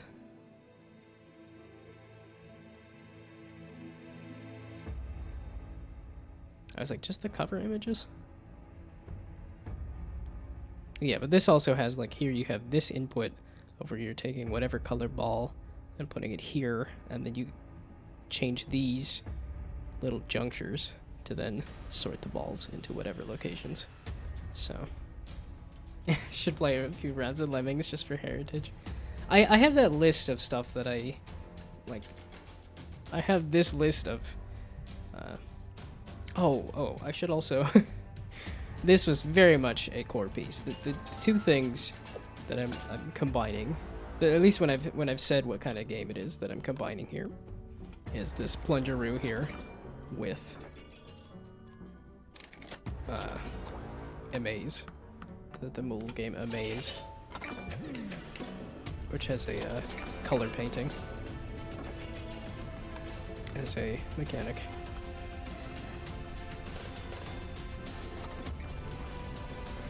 I think this is a fantastic, incredible little game, and it's a shame that it's sitting at like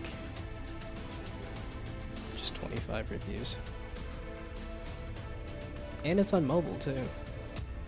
I guess I haven't written a review. That would probably help to bump up the game. I should go through all the games that I played and that I love, which I have that list of favorites. So, I should go to crazygames.com and play it. Is that where it's available? I'm not opposed to trying out some of that. Yeah, but there's it's just because there's a lot of these games. I'm like, I haven't played Peglin, I haven't played Balling in Air, I haven't played Nubby's Number Factory, I have played Balatro. Yeah, I haven't played. I love the heck out of Ultimate Chicken Horse, despite the fact that I haven't played it in years. Oh yeah, a lot of these I put down. I love the heck out of Backpack Hero. I played a little bit of Water Fountain 3D Puzzle, and then realized there's just too many ads. I don't want to deal with all these ads. I love the heck out of Atoma Toys.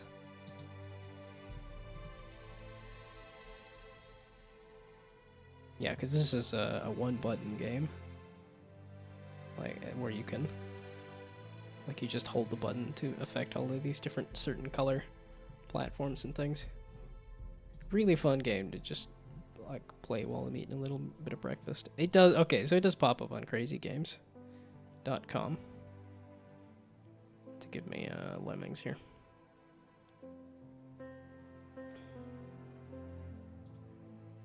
No. I wanna...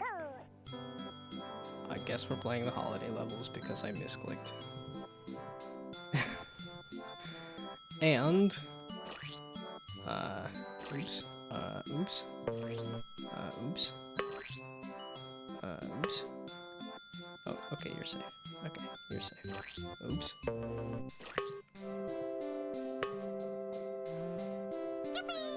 Yay! I lied. Yippee. Not yet. What if you have some cute characters, lab mice or something, and for some convoluted reason, there are balls rolling towards them Indiana Jones style, and you have to use limited resources to get them to safety? I know there was somebody that mentioned Choo Choo Rocket, I think, that had a bunch of little choo-choos, which were kind of like a mice that run around, and then you guide them to a bunch of rockets.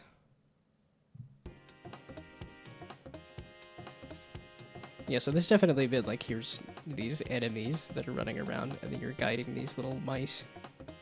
Oh, I lied, Kapu Kapus, not choo-choos. But you guide the Kapu Kapus to whatever goals.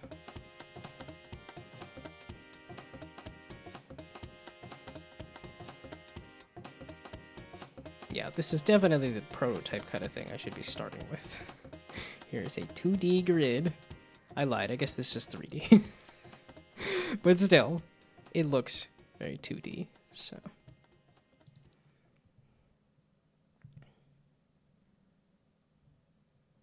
Oh, and I don't have it pulled up, I guess. But I do have the... I did make a cute little character at one point. Yeah, there.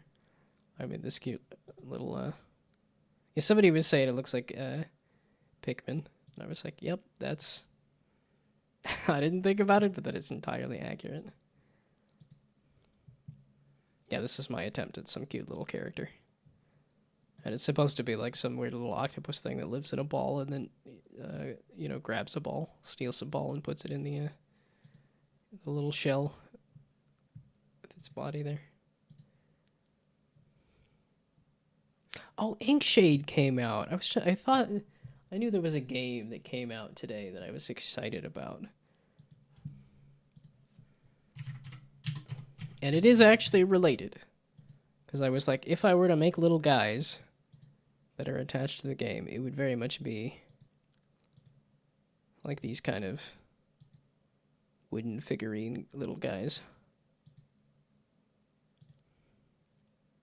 Oh, shoot. That's tempting, too.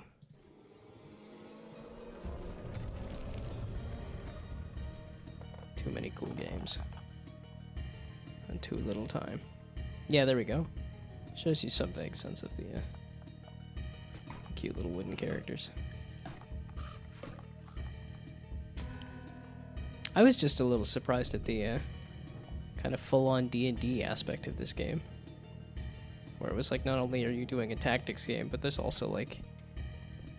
Oh, you got ambushed by a bunch of these archers and stuff. It was like, oh, okay.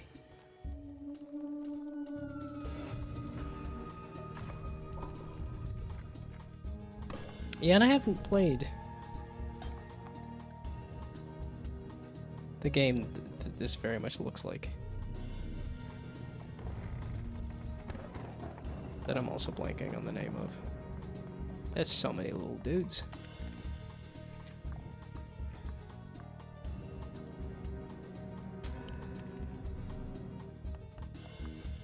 Because I do like card games too.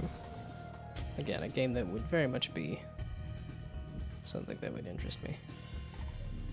And instead of playing many interesting indie games, I'm like, maybe I'll just play Borderlands. Maybe I'll just play all the Borderlands games again, because Borderlands 4 is coming out.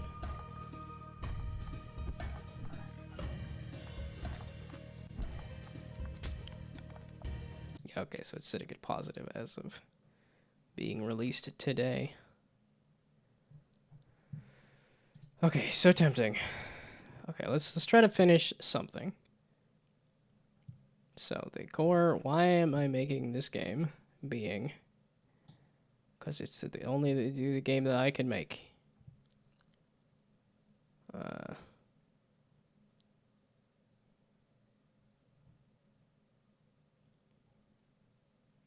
Which both of the videos that I was thinking of that put down all of the answers here, I don't.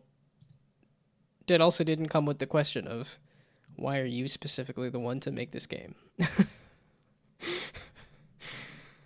Because that was also the question of why is it me specifically making this game? But that's partially what I love doing is grids. And do I love games about balls? Is that on my list of favorites? Borderlands. Kingdoms. No, this says 10-pin slammer. Vaguely related. Oh, Kirby Canvas Curse. No, that is specifically a game about a ball. Or Kirby becomes a ball, rather, but...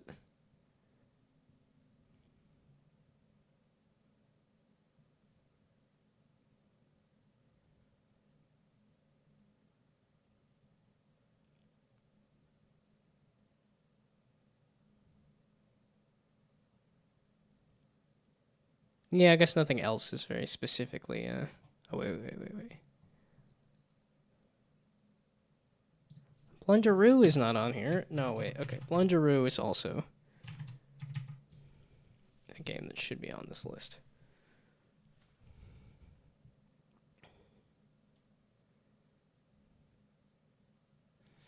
Okay. Somehow, I'm feeling like it gets close to 8 o'clock, and I'm like, it's time to wind down and fall asleep.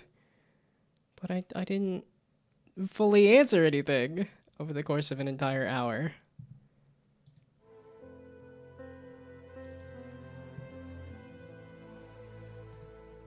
I pulled up a lot of stuff.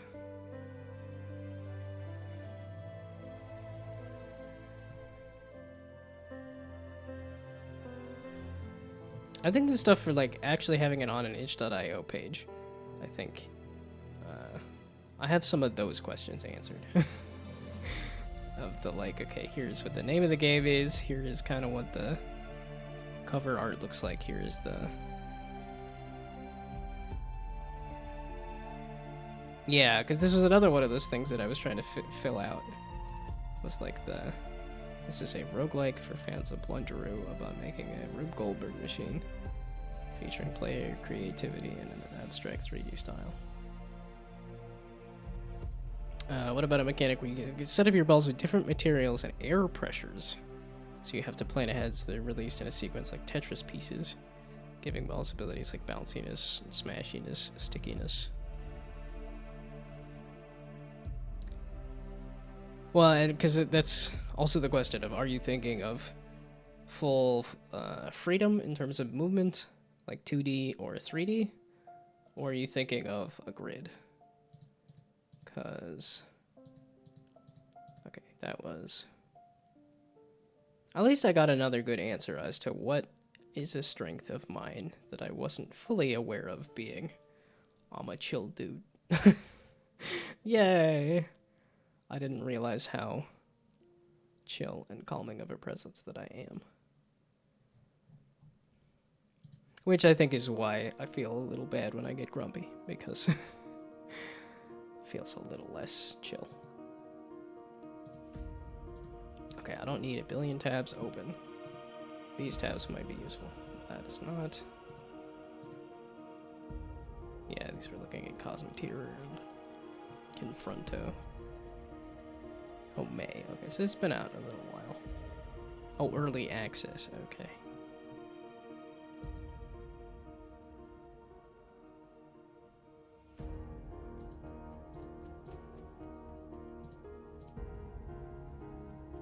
Okay, there we go. But, like, here's Crazy Machine 3. Yeah, here's this, which is a full 2D, like, physics-based thing. And then Plungeroo here is a 3D grid. Not 3D. But this is confined to a grid. Personally, I like the grid, and that's what I would want to do, is something grid-based.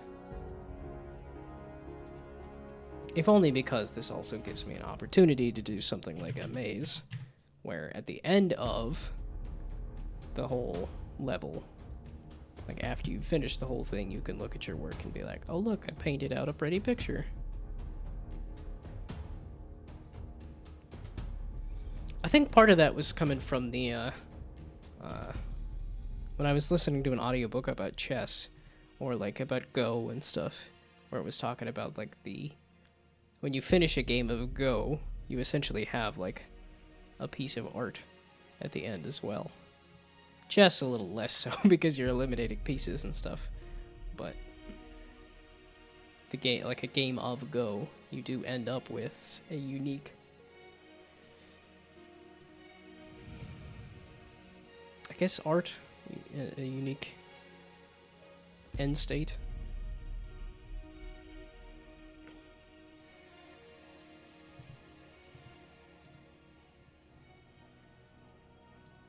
Okay, maybe we put these here as well.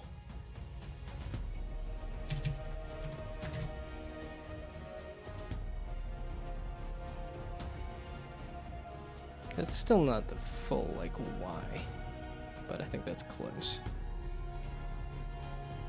And then the audience here is kind of saying, for fans of Plungeroo, it's the kind of people that like that game. Was there a ton of people? Not necessarily. But there is a lot of people that like Amaze. 50 million downloads says there's a lot of people that like Amaze. Actually, I think I'm going to take the break to crank down my desk. It's been nearly a full 2 hours of standing around.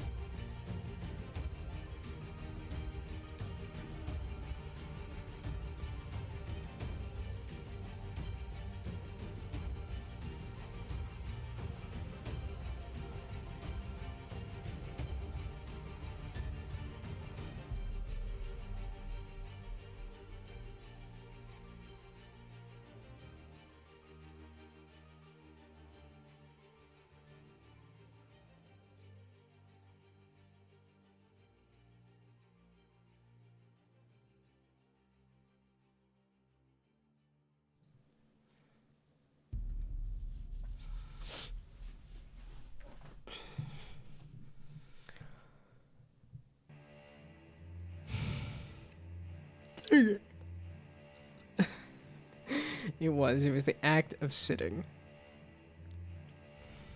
Just brings it out of me.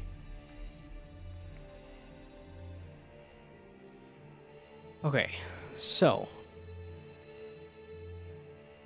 let's stop looking at that so I can look at the same version over here. Say good at improv. What does the world need? What problem am I solving with this game design?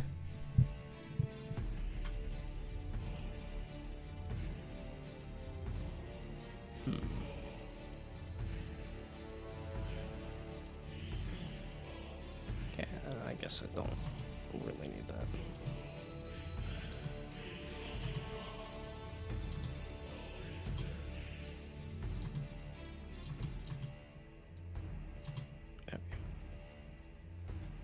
World needs more ball problems.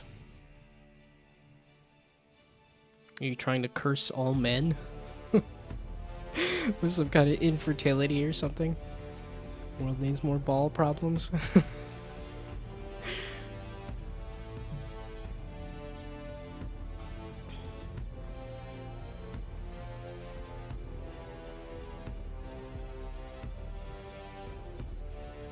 I do like this tag of like creativity in motion too, because that is kind of what the like.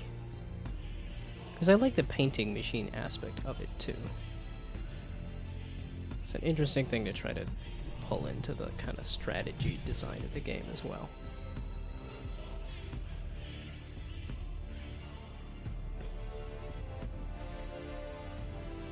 Okay, the Who is a band, but the question here being, okay, some of this, let's just make these like bold so that they actually are separated a little bit.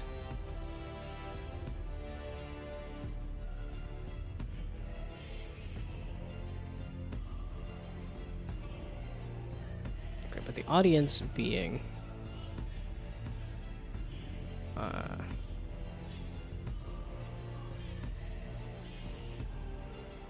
yeah, because how many marble games are about strategy? It's really the question.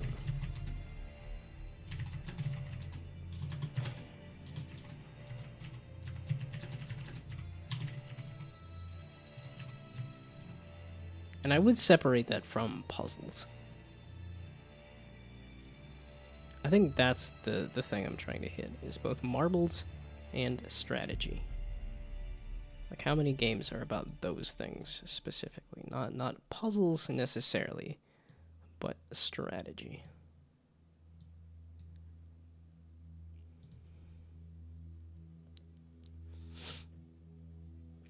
Okay, a marble machine that's about strategy.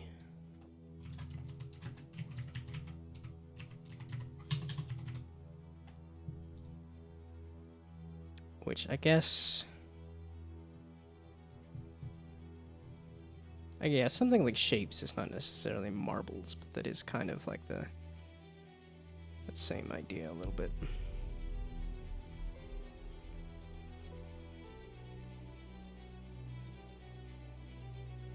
I mean, part of this is where I want to put the game too, not necessarily where I want to.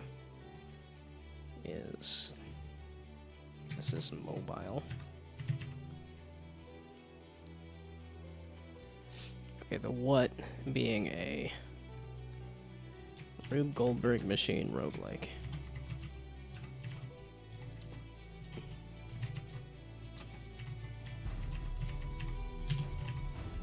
Okay, the when Steam page up by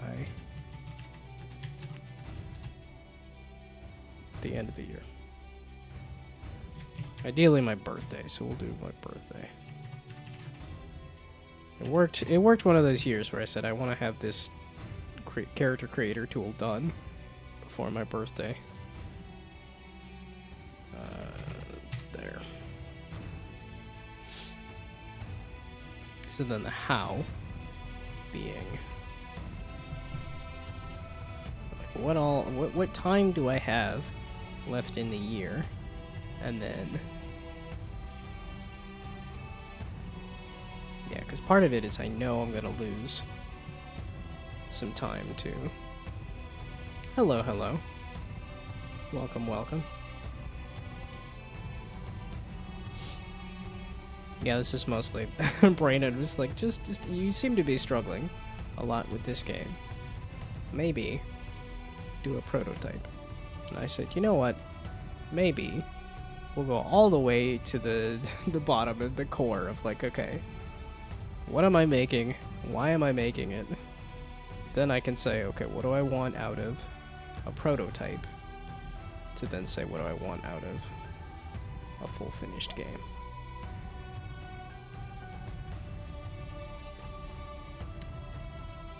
Okay, so the way I was saying that was like, what do I want? Being another Y. This is the thing, is why am I making this being the what I'm good at kind of thing?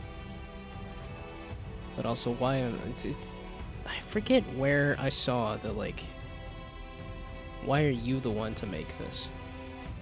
Like if I type that in, like does it say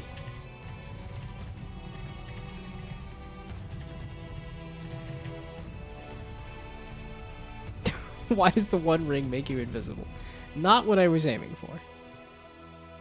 Because Sauron... Because I think it takes you into another realm? I think?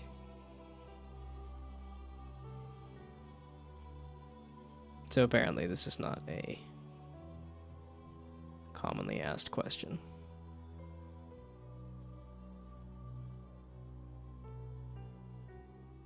I mean, maybe it was related to the books that I was listening to recently. Which has definitely has some good little anecdotes in there, and I might want to, like, re-listen to some of these. Oh, he's done some TED Talks, even. Yeah, it's just some of these books here that I was listening to in the car and really enjoying. Yeah, most of the way done with Hell Yeah or No here. I just finished listening to How to Live.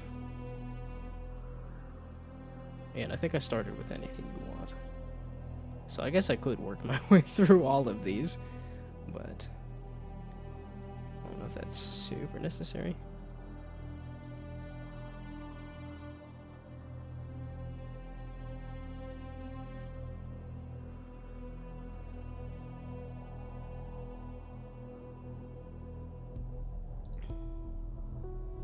Yeah, but there's been some, like, I might want to listen to these again or read them and actually take notes about some of these ideas. Because there's stuff that hit me of, like, if you do, like, whatever action you're about to do, if you continue to do this repeatedly, what sort of outcome do you get? In one of those senses of, like, if you eat that little bit of candy now and then you turn that into a habit, what will happen? It's like, it's probably not a good thing. But it's like, if you do, like, 5 push-ups now, and you continue doing that, what'll happen is you'll get yoked, and then you can One Punch Man through anything.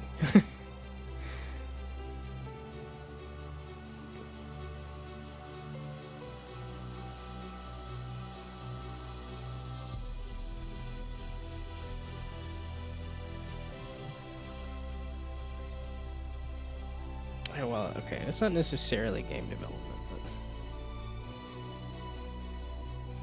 but okay, we're gonna just put that on here as like, why am I the one to make this? And that answer being, I like games about balls. Like I haven't played a ton recently, but I do like.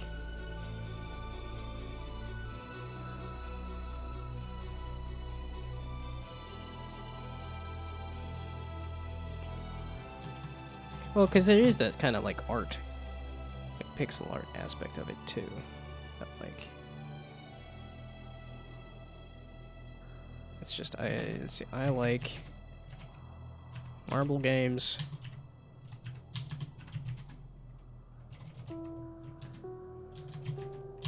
Roguelikes and pixel art.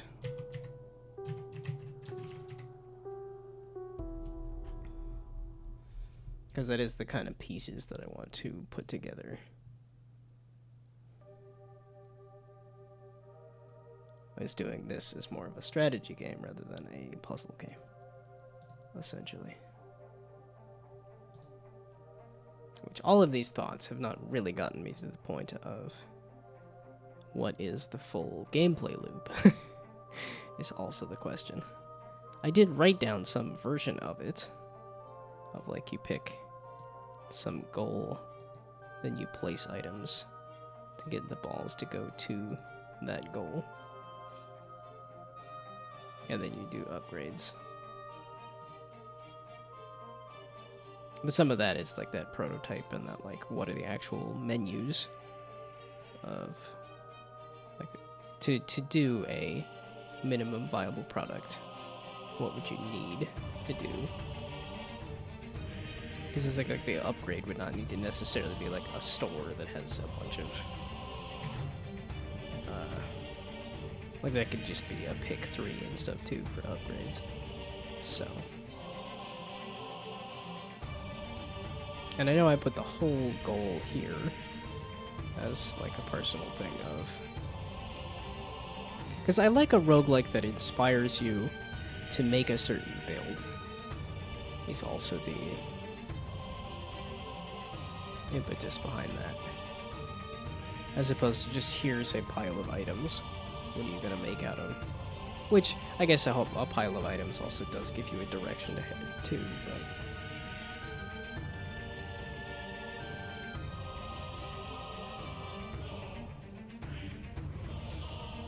but but I think that I guess there is pretty much every Joker in Balatro gives you some kind of goal and or way to play to hit the maximum score.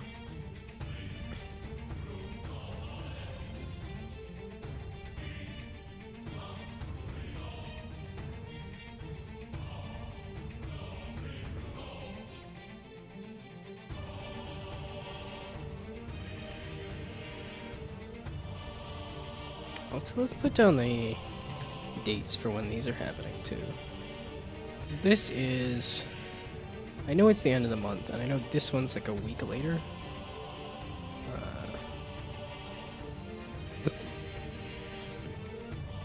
Yeah, Mivs. The Tumor Sucker. Yeah, it is 8/11. Was this a good stream? Was this a good planning session? I think so, kind of.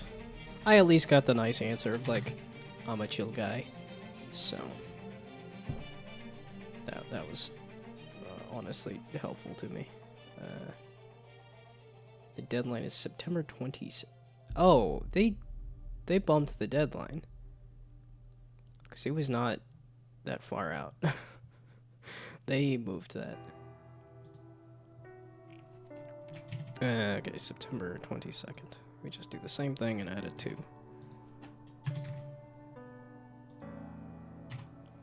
Okay, also.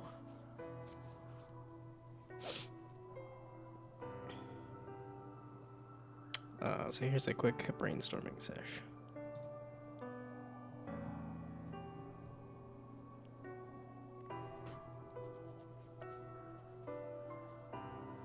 Okay, you draw 3 pieces from your deck every turn to place on the board, being the bumper, the increase the score multiplier if hit by a red ball, bounces any ball back, and then creates a duplicate of a horizontally approaching ball, sends them to the left, and the other one to the right. Yeah, okay, so a duplicator.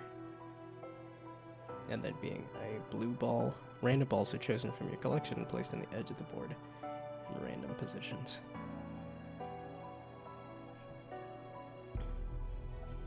And then you have n number of turns, maybe. Yeah, that was something I thought about a little bit with the, like when I made that little golf flag, was that you could have like par, as in like you have a certain number of turns to hit a goal, and then the par Like the score would end up going negative if you took too long to hit a certain goal and stuff.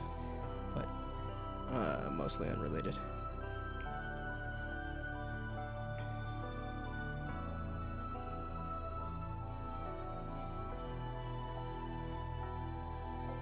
Oh, yeah, okay, and then there's a red ball coming there, a red ball coming there.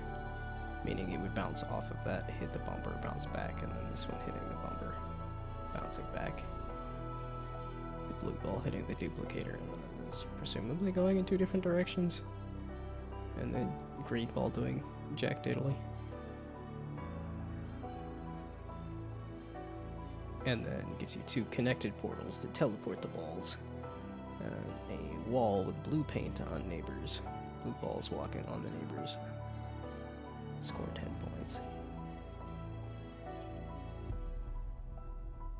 Or it's a sort of kind of a paint bomb that lets you put more blue on the thing to, or possibly even turning things blue, but yeah, I think this idea wouldn't work that well at a big grid like this. Realized that after iterating a few times. And I did play a game. Yay, congrats, you did it. the game was called, it was on Google Play, it was a mobile game, and, oh no, I did this the other day where I was like, okay, Google Play lets me look at every game I've played. And then when I went to look at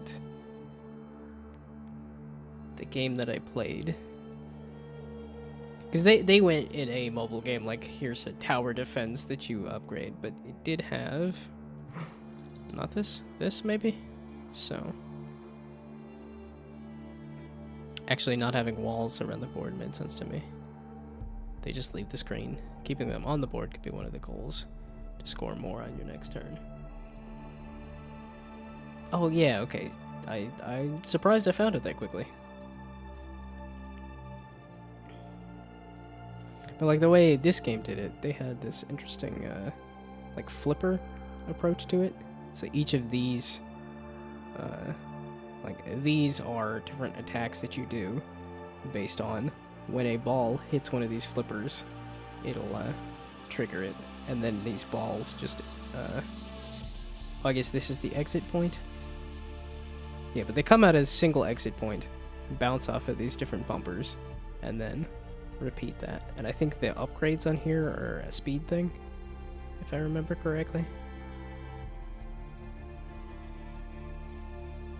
But yeah, this very much did that kind of like, okay, here's a ball bouncing off of stuff repeatedly. So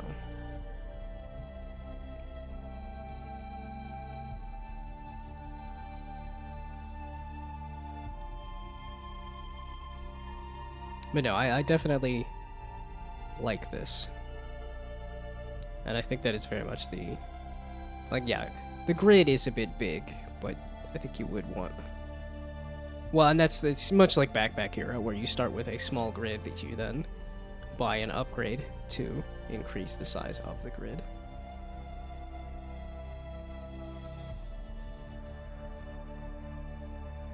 And then the reason I was doing the whole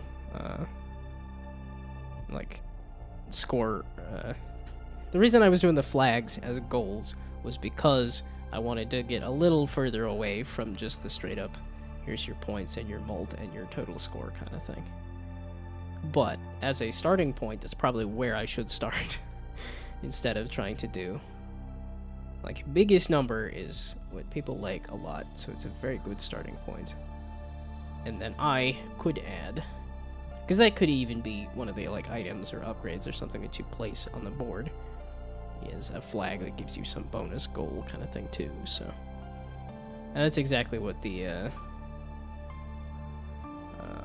like this pin here in this image, like you can even see the VEG 5, was that these were supposed to be extra points, that they're scattered around on this board somewhere. It's just, here's an extra bowling pin. If you could get the ball to go through that bowling pin, you get extra points and stuff too. So Could work like the wall with the paints in the neighbors. Yeah, yeah, and that's like the ball leaving a paint trail. Again, not super necessary, but I think just visually a very fun, interesting thing.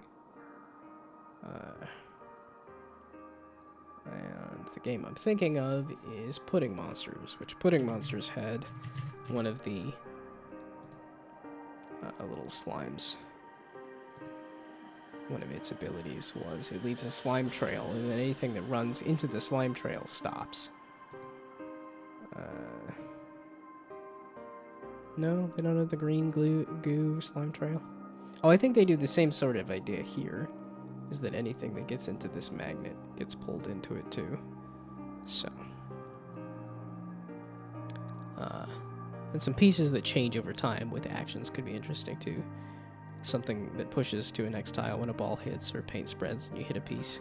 Yeah, and that's where it was getting into like, oh, and now let's overcomplicate it with like, oh, each of these items have their own reaction to when they get hit, they do something, and it's like, yeah, okay. It can be overcomplicated easily enough in the future. Yeah, because like this here is the, all of these slimes move at the same time. As opposed to you're like swiping a specific slime, all of these just move together. Yeah, I think the ability here was that these guys break ice blocks. So instead of being a wall, they just slam into them, but... Yeah, I think it shouldn't be complicated in terms of puzzling, but it should be complicated in terms of getting a high score. That's like I said, I wanted to do strategy. I didn't want to do puzzle. I wanted to do strategy. And that's how I wanted to explain that too. It should not be complicated in terms of puzzle. It should be complicated in terms of high score.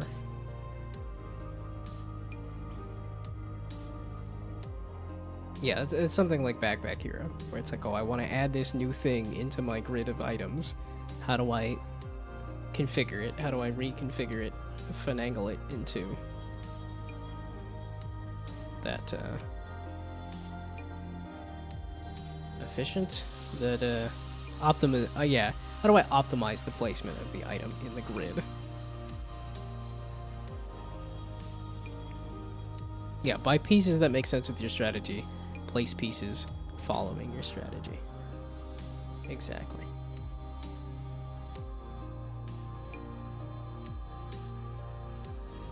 Okay, so does that come across in here? In terms of the... so I look at my... I guess it's on this one? How you play the game.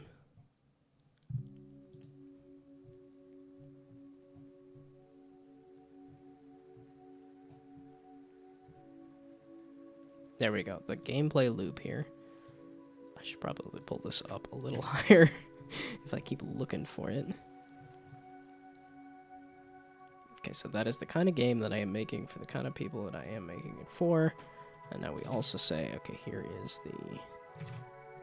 what is the gameplay loop for the game? So instead of placing a hole, it is... Okay, and then, yeah, we're gonna say skip the pipes and stuff. It's just okay, so the balls are coming in from a certain direction. Imagine a ball that scores very high points, but you lose the game if it leaves the board.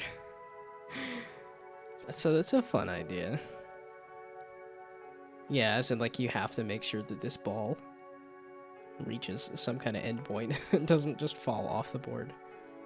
With your example here, the green ball just kind of going on its own adventure. Definitely an idea to write down.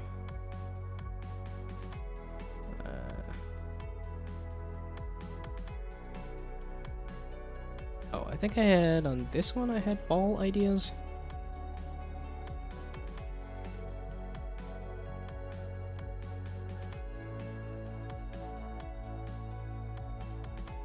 Oh, I just had different modifiers for things. Yeah, balls, all abilities.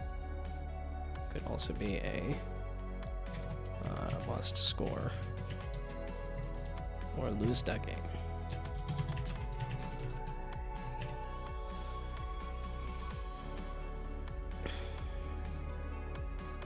Yeah, it was fun to explore that idea. Lots of game design choices available. And that's why I've been so excited about this, is because I think it's also fairly grokkable.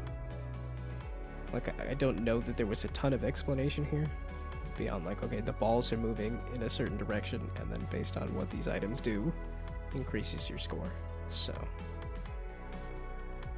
but then there's just so much play space in terms of you can change ball colors, you could change ball numbers, you could change the positions. So,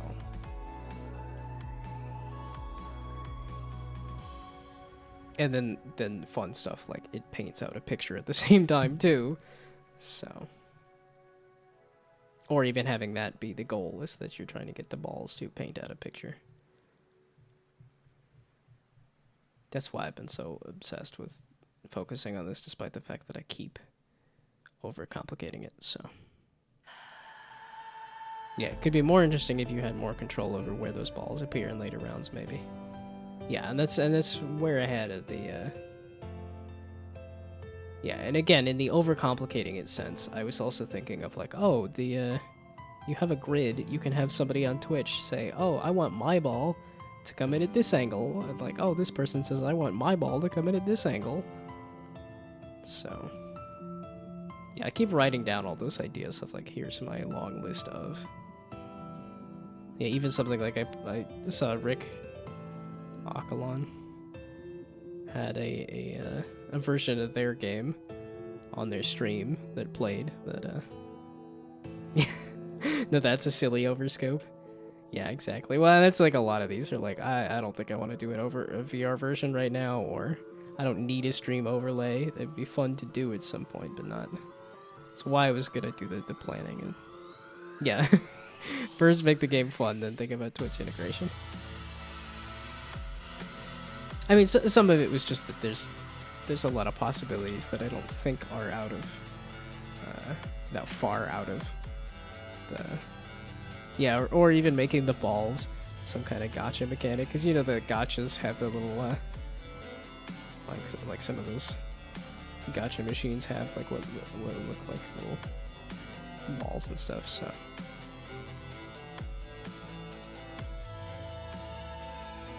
yeah, I just so many cool ideas that I don't think that all mesh into this idea without being.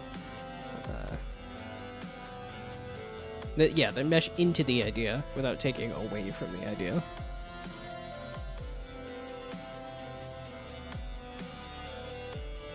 Okay, but the gameplay loop here that I was saying is... okay, well, let's just rewrite it here, being... So the balls come in from certain directions. Then you place items to manipulate balls. And some of this is like, does that feel exactly like a Rube Goldberg machine? Necessarily. And it's like, not entirely. Because I think some of a Rube Goldberg machine is this one thing. Transfers all of its momentum into this other thing, and then that transfers all of its momentum into this other thing, as opposed to one single item triggering everything. But I know there are those marble Rube Goldberg machines where it is one marble that kind of slowly trigger. Yeah, exactly these. Where it's one single marble just kind of slowly triggering all of these other... Really? You're just gonna do that?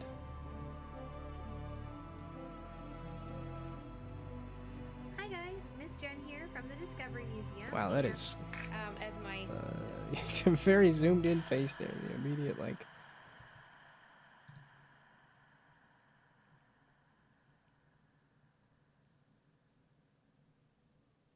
Why are you I was gonna say, I'm like, why are you showing me exactly what I'm...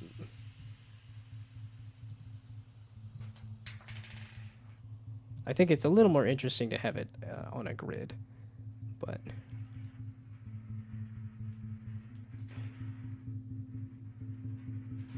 But yeah, this feels like a Rube Goldberg machine to me as well. I guess this one is switching out the marbles. I know some of them have, like, okay, here is the one marble that is triggering and re-triggering all of these other marbles. But there's definitely a possibility of having a bunch of marbles on the board too that do stuff as well.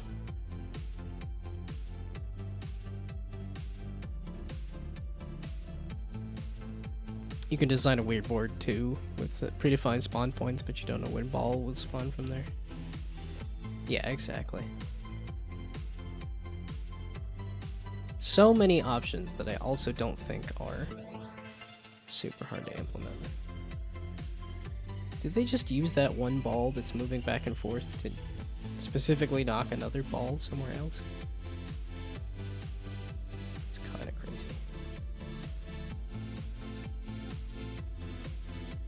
I love the ones that make a path too. That are like, oh, these balls just fell into making a path for something else.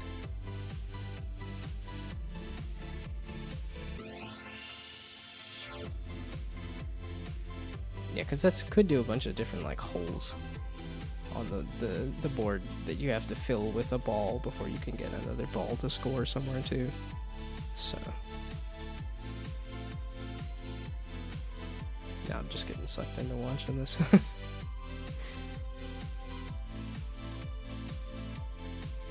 But there's a fair amount of these things on social media and stuff too, so. How did it sort that? That's wild.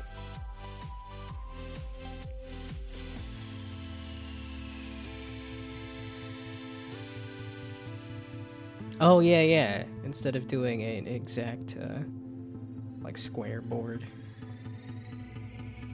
Yeah, because this definitely complicates it a bit more when you're like, oh, I have to get around these different holes and walls and things, too, so. Yeah, 3 balls will spawn selecting a random spawner in this example. Yeah, some of that might be... Like, I think it'd be more interesting to, instead of the changing out the spawn positions, to just change out what spawns in those spawn positions. Just because I know, like I said with Loop Walker, it was just the fact that I didn't want to reconfigure everything every time I had an option to do that. But, like I said, that's partially on me. Well, I guess it's... Because something like Backpack Hero, you're just given the option at any time to reconfigure everything if you want, but it doesn't necessarily say... It doesn't force you to reconfigure everything. So... Yeah, it could just show you where the ball will spawn next turn. See, now I feel like you're getting the vision here. When you're coming up with all sorts of different ideas here, that's where I'm like, okay, I think the vision is coming across there. Yeah, so you see where the balls are coming from this turn, but also next turn too. Yeah, that's where I was saying I think it'd be a little easier gameplay-wise to say, okay, here's the one, like here's the setup, and then the things that, well, I don't know, you'd have to reconfigure everything every time anyway, if the ball changes to be a different kind of ball. And that's why I thought it'd be more interesting to do different goals and stuff too.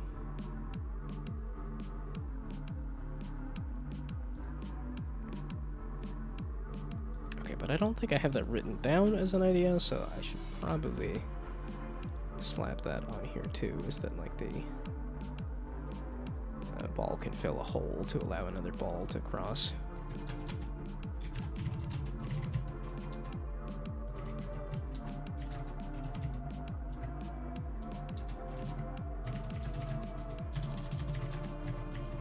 It's one of those like pretty obvious ideas. If I look at something like a good snowman is what's the Monstrous Expedition, I think, something like that. I think I did just talk over a bunch of ads there too, but it's because you chose to go the high score way. Well, it's because you guys keep pushing me towards doing that, and I think it's a good place to start. So I gotta take a 3:30 a.m. walk. Yeah, and I guess it is 8:30. This was a good writing down a bunch of ideas. And then I'm like, do I want to... Well, how close are you guys to having me do the plunk prototype? That is, I think I'm going to just do it no matter what, but I did kind of want the droplets to get dumped in there. And I do want to mess with just doing it as a 2D thing in Game Maker with some very simple sprites. Just try to do it as fast as possible to hit these kind of things here. But yeah, if you're taking a walk, seems like Phil has already gone to bed too. And actually, I think all the people that said hi are probably asleep now as well too. I can never tell. Yeah, I always get a little bummed when I look at the stats for the stream, where it's just because I end the stream when everybody's gone to bed, so I'm like, oh, there was 2 people here, I guess nobody was around. And then when I go look at the stats on the stream after, I was like, oh no, it looks like a couple of people were there most of the time, just because yeah. Okay, still here playing Minecraft.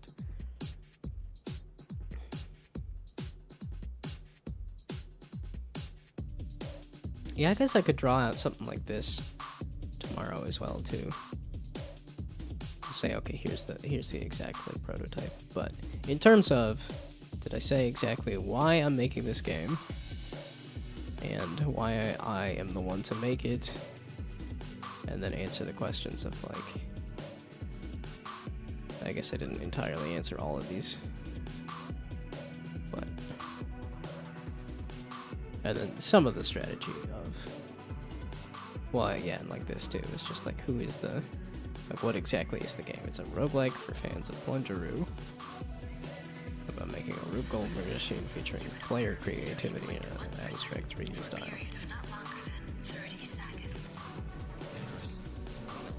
Or at least eventually an abstract 3D style. Okay, you know what? Just an abstract style. Then it doesn't do any specific dimensions. Then I can do 4D too if I don't put down the... Doing a 4D game sounds insane. I keep watching those Mark 10 Bosch videos.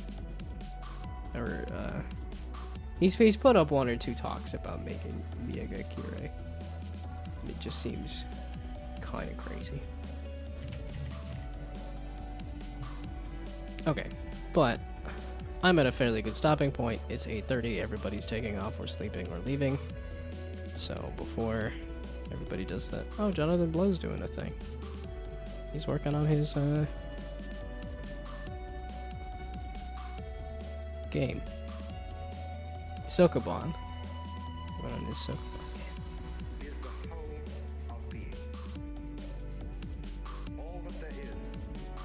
Let's see, Rick's doing something, Rick Alkaline's doing something. I kind of just rated over there. Is anybody else doing some 5-year affiliate anniversary? Got some art stuff here.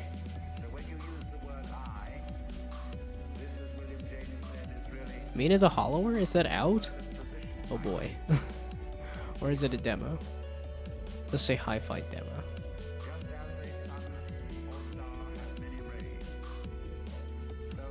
I guess we'll rate over here. I just rated Rick the other day.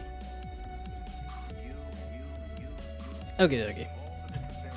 But I am going to head to bed. Or, yeah, I should also think about getting some Twitch clips. I keep wanting to, like, okay, get in a regular cadence of posting clips. Okay, and then am I gonna do game development tomorrow, or am I gonna play games tomorrow? I don't know. I think I should work on doing game development tomorrow, because there is a chance of hitting some of those deadlines, maybe. It's just because y'all haven't gotten the droplets for me for doing the plunk jam, but I might still do it anyway. It's just a good idea. Well, I guess it's also like making the just like the screenshots for the prototype and stuff too. Maybe that's what I'll do tomorrow. I'll work on plunk. Because I'll probably get sucked into Donkey Kong over the weekend anyway. As much as I'll try not to. Okay, let's go right over here. Goodbye, good night. Thanks for stopping by. Have fun sleeping. Bye. Oh, I didn't do the ending screen. Oh, because it hasn't ended. Well, okay, now it's ending. This is the end, it's ending.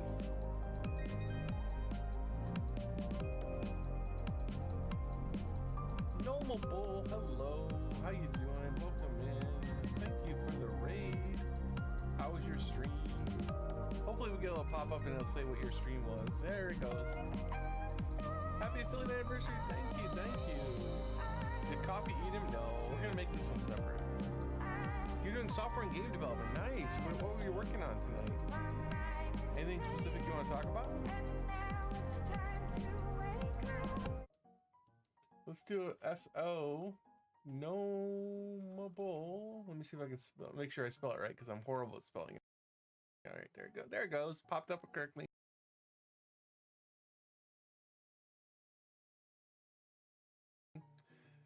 Yay.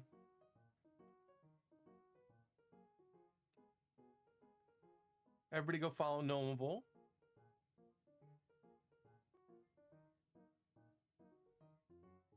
We are drawing coffee and apples right now, and we're doing stickers for my Cute Chibis website.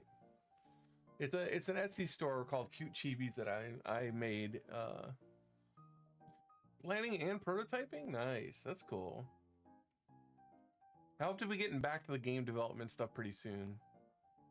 Every once in a while I take a character I designed from these things and I make them into a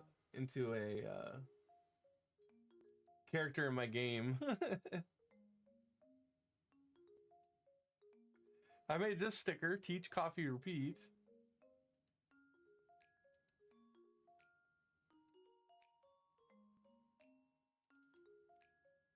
And we're gonna make this one say bite me. I'm just trying to think of like how to do it. Bite me.